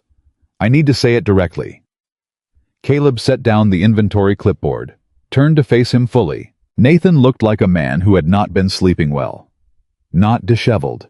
Nathan had never been disheveled in his life, but with the particular tightness around the eyes and mouth that came from carrying something heavy through too many sleepless hours. I read the article, Nathan said. I've read it several times. Victoria told me. What she didn't tell you, what I didn't tell her, is that after the first time I read it, I called my son. Nathan stopped. His jaw worked for a moment. My son is an engineer. He's 31. He works in renewable energy in California. He read the article without knowing I had any connection to it, and he called me and said... He stopped again. Harder this time. He said, Dad, this is the kind of thing that makes me angrier than almost anything. This kind of story, this specific kind of injustice. The shop was completely quiet. And I sat there on the phone with my son and listened to him talk about how wrong it was, and I couldn't tell him I was part of it. Nathan's voice was level, but barely. I couldn't tell my own son that the story he was angry about, I was the reason it existed. Caleb looked at Nathan for a long moment. Looked at a man he had been angry at for 11 years, and found that the anger facing its object in real space was quieter than he'd expected. Not gone, not forgiven away, but quieter in the way that things sometimes went quiet when they finally had to be actual rather than imaginary. What did you want to say? Caleb asked. Directly. Nathan met his eyes. That I knew, Nathan said. Not just that it happened, I knew it was wrong when it happened. I told myself it was complicated, that the project was collaborative, that attribution in research environments was inherently messy. He paused. Those were excuses. I knew what I'd done. I knew whose work I was standing in front of. Another pause. And I watched you leave, and I watched you disappear from the field, and I told myself that was your choice, that you'd chosen the shop, that it wasn't my responsibility. He let out a slow, unsteady breath. The article made me understand that I had spent 11 years being a coward with a good story about it. The silence between them had the quality of something that had needed to happen for a long time. Your written acknowledgement, Caleb said. The document for the archive. Did you write it because Patricia Ellison put it in front of you, or did you write it because you meant it? Nathan held his gaze. I meant it, he said. I've meant it for 11 years. I just didn't have the courage to put it on paper until someone gave me a structured reason to. Caleb looked at him. Looked at him carefully, the way he looked at engines when he was deciding what was actually true rather than what seemed convenient to believe. Then it counts, Caleb said. Nathan exhaled.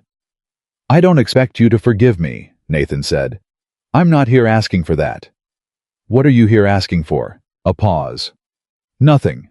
I'm here because... He stopped, started again.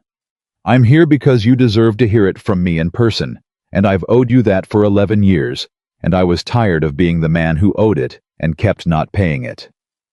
Caleb was quiet for a moment. Then he walked to the small mini-fridge in the corner and got 2 bottles of water. He walked back and held one out to Nathan. Nathan looked at it for a second. Then he took it. They stood in the shop, the mechanic and the engineer, the man who'd been taken from and the man who'd done the taking, and they didn't say anything for a while. The refrigerator hummed in the back. A car went by outside. The flickering light in the back bay flickered once and held. Your son, Caleb said. The engineer in California. Yes. He's doing renewable energy, solar grid systems. And here something happened to Nathan's face, a softening that was entirely involuntary. He's genuinely good, better than I was at his age. Tell him, Caleb said. About this. About what happened. Not because you need to confess to him, but because he's an engineer, and he needs to know how this works, how these things happen, so he knows what to watch for, in himself and around him. Nathan looked at him. You think I should tell him I did this? I think the most useful thing you can do with what you did is make sure the people around you understand it clearly enough not to repeat it, starting with your own son. Nathan held the water bottle, looked at it, looked up. That's a harder ask than you make it sound. I know, Caleb said. Most true things are. Nathan stayed for another 20 minutes. They didn't resolve everything. There were 11 years of complicated between them, and 20 minutes wasn't enough for that, and neither of them pretended otherwise. But they talked. Not about the patent record, or the consulting arrangement, or the article. About engineering. About what it meant to build something that lasted. About the EV9, and what it was capable of now that the self-correction system was fully operational, and about the second-generation development work, and about a problem in the next phase that Nathan, to his credit, admitted his team hadn't been able to solve. Caleb told him where he thought the problem was. Nathan listened. Really listened with the full attention of a skilled engineer, setting aside everything else to hear what was being said about a problem that mattered. That could be it, Nathan said finally. That could actually be it. It usually is simpler than the team thinks it is. Always. Nathan almost smiled. In my experience, always. He left shortly after. Caleb watched the car pull away from the sidewalk and disappear around the corner. Then he went back to the inventory. The flickering light in the back bay had stopped flickering at some point during the conversation. He noticed this when he walked back there to check the wiring, and stood for a moment looking at the steady light overhead, and thought about all the ways that things resolved. Not dramatically, not all at once, not with the satisfaction of a story that tied its ends cleanly, but in the slow accumulation of small truths being spoken in the right rooms, by the right people, with enough honesty to finally hold their weight. He picked up his tools, and he went back to work. Winter came to the south side, the way it always did, without ceremony, without asking permission, just arriving one morning as a fact that everyone had to work around. The temperature dropped the week before Christmas and stayed down, and Caleb's shop became the kind of place that felt warmer than its actual temperature because of the work happening inside it. The heaters running the engines, turning over the particular aliveness of a space where things were constantly being fixed. He had been consulting with Hayes Automotive for 3 months. In that time, he'd worked through 4 separate engineering problems with Priya's team, 2 of which had required him to revisit conceptual frameworks he hadn't touched in a decade, and 1 of which had kept him up past midnight 3 nights in a row, because it was the kind of problem that didn't let you put it down when you tried. He didn't mind the 3 nights. He minded them less than he'd have expected. There was something in being fully engaged with a hard problem that felt, even at the cost of sleep, more like living than like loss. Darius had been moved to the second-generation development team. Priya had told Caleb about it the previous week, with the particular satisfaction of someone reporting a right thing having happened. Caleb had not said much, but he'd thought about the young man from Englewood, standing a little straighter as he walked away from a conversation, and he'd felt something he recognized as satisfaction. Quiet, complete, the kind that didn't need to announce itself. The shop remained the shop. Same hours, same customers, same chalkboard with his handwriting. Mrs. Patterson's Honda was running cleanly. The Gonzalez family's minivan had needed a water pump in November, and he'd done it at cost because it had been a hard month for them, and he knew it. Mr. Okonkwo, the track coach, had referred 3 colleagues, which meant Caleb was now also maintaining cars belonging to a school librarian, a PE teacher, and an assistant principal who drove a 2008 Jeep Wrangler that had opinions about Chicago winters. He hadn't become a different person. He'd become more fully what he'd always been, which was not the same thing at all. The scholarship program that Victoria had mentioned in passing, the one she'd said she wanted to create for people with talent but without traditional pathways, had taken shape in December. She'd called him in early in the process, not to lead it, but to consult on what it should look for. He'd told her, "Don't look for perfect grades. Look for people who figured something out that they weren't taught. Don't look for the standard credentials. Look for the evidence of genuine thinking. And don't make them explain their background as a handicap. Make them explain what they know." She'd written that down. The program was called the Horizon Fellowship. He'd found out about the name 3 days before it was announced, when Victoria called to tell him and asked if he had any objection. He was quiet for a moment. "No," he said. "I don't have any objection. I wasn't sure how you'd feel about it." "The name comes from the work," he said. "Not from what happened to the work. That's the right way to use it." "That's what I thought," Victoria said, "but I wanted to ask." The first class of Horizon Fellows would be announced in the spring. 12 people from across the country selected from a pool of several hundred applicants. Caleb was not on the selection committee. He'd been asked, and he'd declined on the grounds that his presence would shape the decisions in ways that weren't necessarily about the candidates.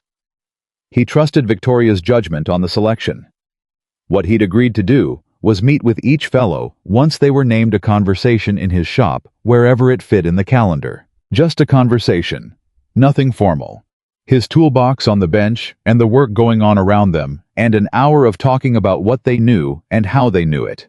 That he figured was what he could actually offer. Christmas that year was the 2 of them, the way it had been for 14 years. Caleb cooked his mother's recipes, the ones he'd learned by watching, and had never fully written down, which meant they came out slightly different every year, and somehow always right.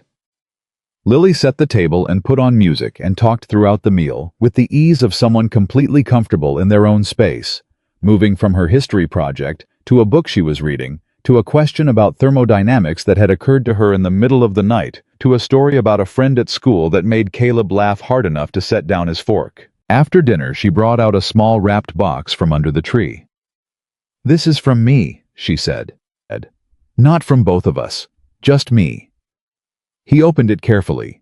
He always opened gifts carefully, which drove Lily mildly insane, but which he couldn't help. Inside was a brass nameplate.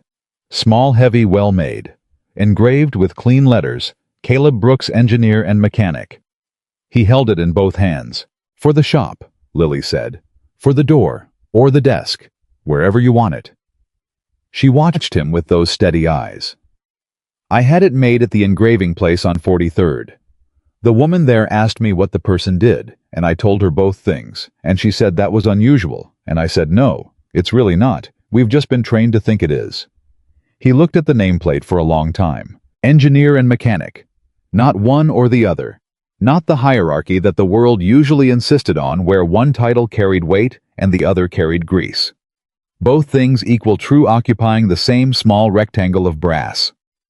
"Lily," he said, "don't get emotional." "I'm not." "Your voice does a thing." "My voice is fine." She reached across the table and briefly put her hand over his, the same gesture she'd been making since she was small, when she sensed something that needed acknowledging but didn't need to be talked to death. You've always been both. Both, she said. I just wanted there to be a sign. He set the nameplate down carefully on the table between them. Looked at it. Thought about the word engineer, what it had meant to him at 32 in a research lab building something he believed in. Thought about the word mechanic, what it had meant in this shop for 11 years, doing work that was real and honest and completely his. Thought about how long he'd kept those two versions of himself in separate rooms in his mind, as though acknowledging one diminished the other. It didn't. It never had. The machine always knew that. Thank you, he said. She took her hand back and picked up her fork. You're welcome. Now eat. You haven't touched the sweet potato. He picked up his fork. They finished dinner together in the warmth of the kitchen, while winter pressed against the windows, and it was enough. It had always been enough. He just hadn't always let himself know it. The new year came in cold and fast. In January, the professor from downstate Illinois, Dr. Sandra Okafor, he'd learned mechanical engineering. 15 years at the university, drove up to Chicago, and came to the shop on a Tuesday morning with a thermos of her own coffee and a folder of research notes and a directness that he found immediately comfortable. She was in her mid-50s, Nigerian-American, with the manner of someone who had spent decades being underestimated in her own field and had arrived through sheer accumulated competence at a place of complete internal authority. She sat on the stool across from his workbench. I've been teaching a course on adaptive systems in automotive engineering for 6 years, she said. The conceptual backbone of the course, what I've been calling self-corrective calibration. I developed it from first principles because the existing literature treated it as a footnote. I didn't know it had a named origin. It doesn't have a named origin in any published literature, Caleb said. The work wasn't published. I know that now. I've read the Horizon documents. She looked at him steadily. I want to correct my course materials, with attribution, and I want to ask if you'd be willing to contribute to the research I've been building on top of your original framework. Not to give me your work to be credited as the originator, which you are, and to collaborate on what the framework could become. He thought about this. What's the research aimed at? Second-generation adaptive systems. Not just automotive broader applications, medical devices, infrastructure monitoring, any system complex enough to fail in ways that aren't obvious. She leaned forward slightly. The core idea that a system should be able to recognize its own failure state and protect itself, rather than continue in error, has applications. We haven't fully mapped yet. I've been mapping them for 3 years. I need the person who understood the concept from the ground up to tell me where I've gone wrong. What makes you think you've gone wrong anywhere? Because I'm working from incomplete documentation, she said. The Horizon papers describe what you built. They don't fully describe why. The reasoning underneath the philosophy, as you apparently called it.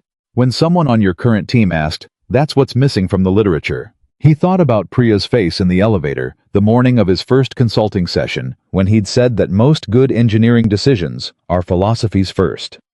The why, he said. The why, she confirmed. He turned it over. I can't do it quickly, he said. I have the shop. I have the consulting arrangement with Hayes. I have a daughter who is in 8th grade and will be in high school next year, and whose education is a higher priority than any professional project. I'm not asking for quick, I'm asking for thorough. He looked at this woman who had spent 15 years teaching his idea in her classroom and had driven 4 hours on a Tuesday to ask him to tell her where she'd gotten it wrong. Send me what you have, he said. I'll read it and tell you where you've gone wrong. Dr. Sandra Okafor smiled not broadly, but with the precise satisfaction of someone who has asked the right question and received the right answer. That's all I needed to hear, she said. Spring arrived before it was supposed to, a warm week in late March that felt like a gift the city hadn't quite earned yet, but accepted gratefully. The shop doors were open for the first time in months, and the light came in from the street and changed the quality of the whole space. And Caleb worked with that light falling across the floor and thought about almost nothing except what was directly in front of him, which was the state of a transmission belonging to a postal worker named Ray, who needed his car back by Wednesday without fail. Ray got his car back on Tuesday. It was on a warm Thursday in that unexpected spring week that Victoria Hayes came to the shop. Not a call ahead, not an assistant. Just her car pulling up outside. She was driving herself, which he'd noticed she did more often than her position probably required, and her walking to the shop door and knocking on the frame since the door was already open.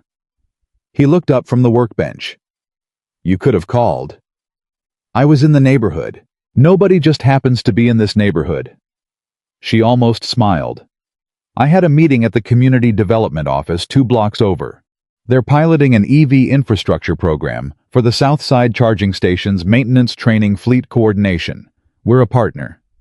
She looked around the shop. "I thought of you." "You always think of me. You're usually worth thinking of." She stepped inside fully and looked around the shop the way she had that first time, but differently now. Not with assessment.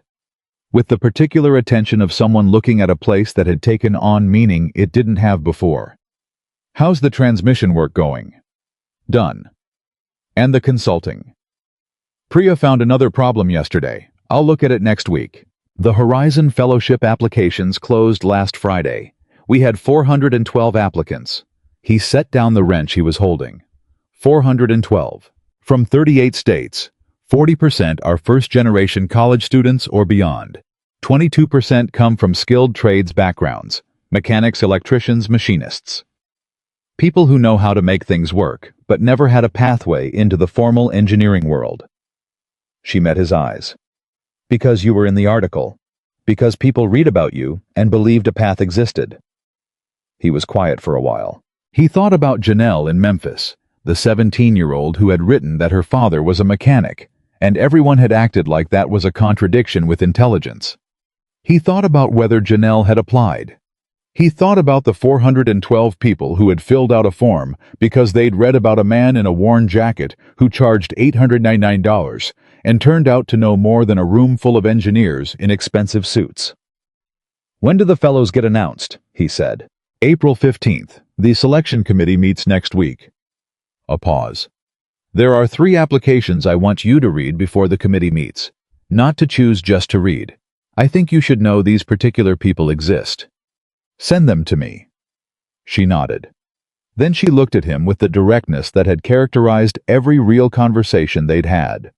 The directness of someone who had decided somewhere along the way to stop managing every interaction and just be honest in it. "Can I tell you something?" she said. "You're going to whether I know, I always do."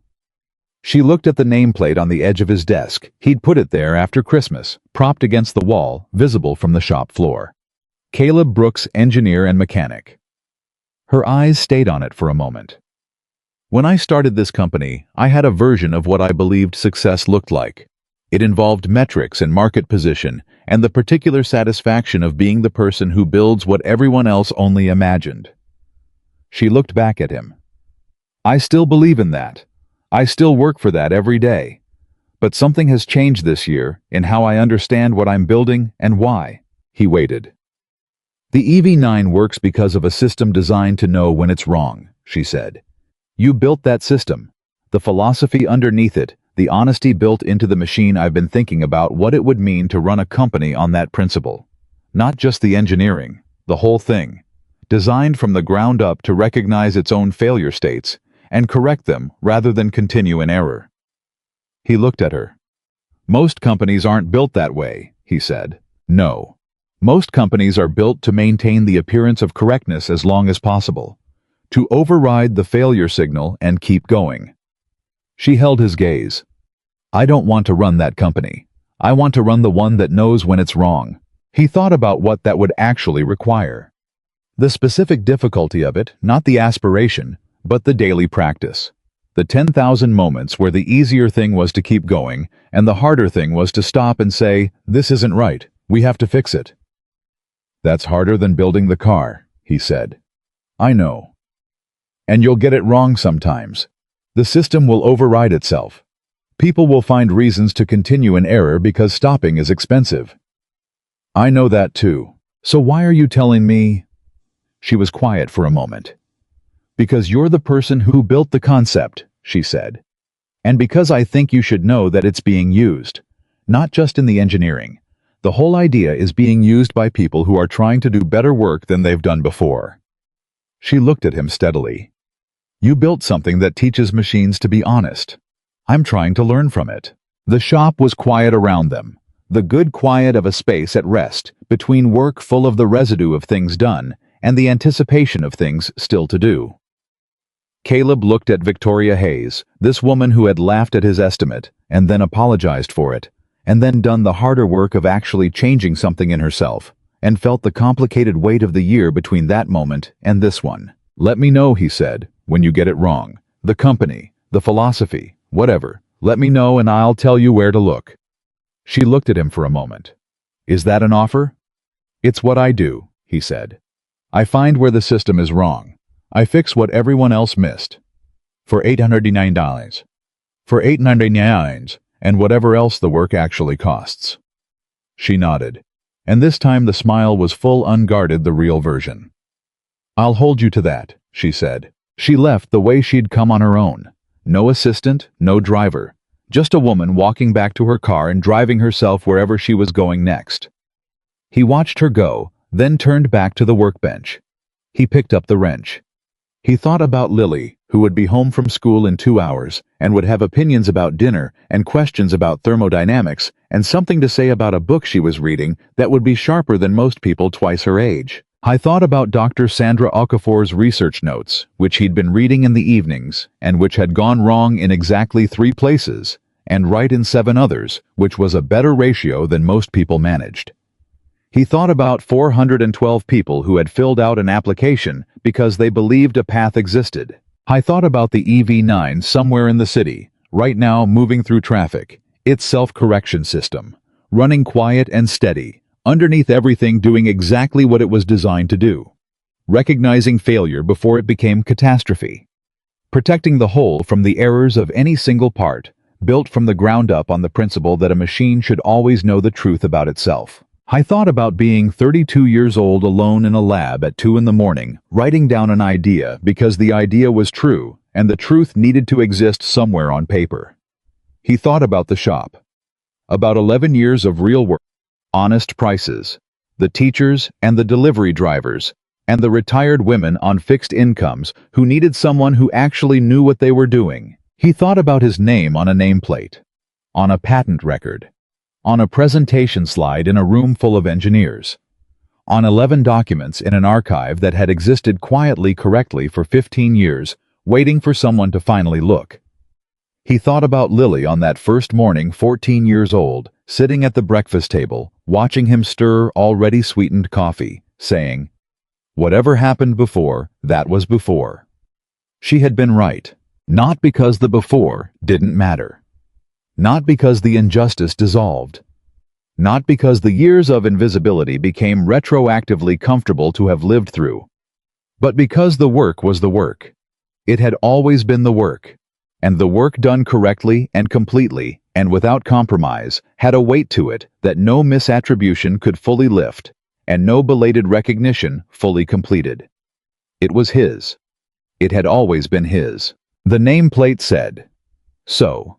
But he'd known it long before the nameplate existed, in the way that people who genuinely know something have always known it. Not because someone told them, not because a room confirmed it, but because the knowing lived in them, and the knowing was enough. And when the machine needed it, the knowing was exactly there. He turned back to the engine. His hands found the work. And the shop, warm and lit and fully alive, kept going the same as it had always been, and exactly what it needed to be built from the ground up, by a man who understood that the most honest thing a machine could do was work.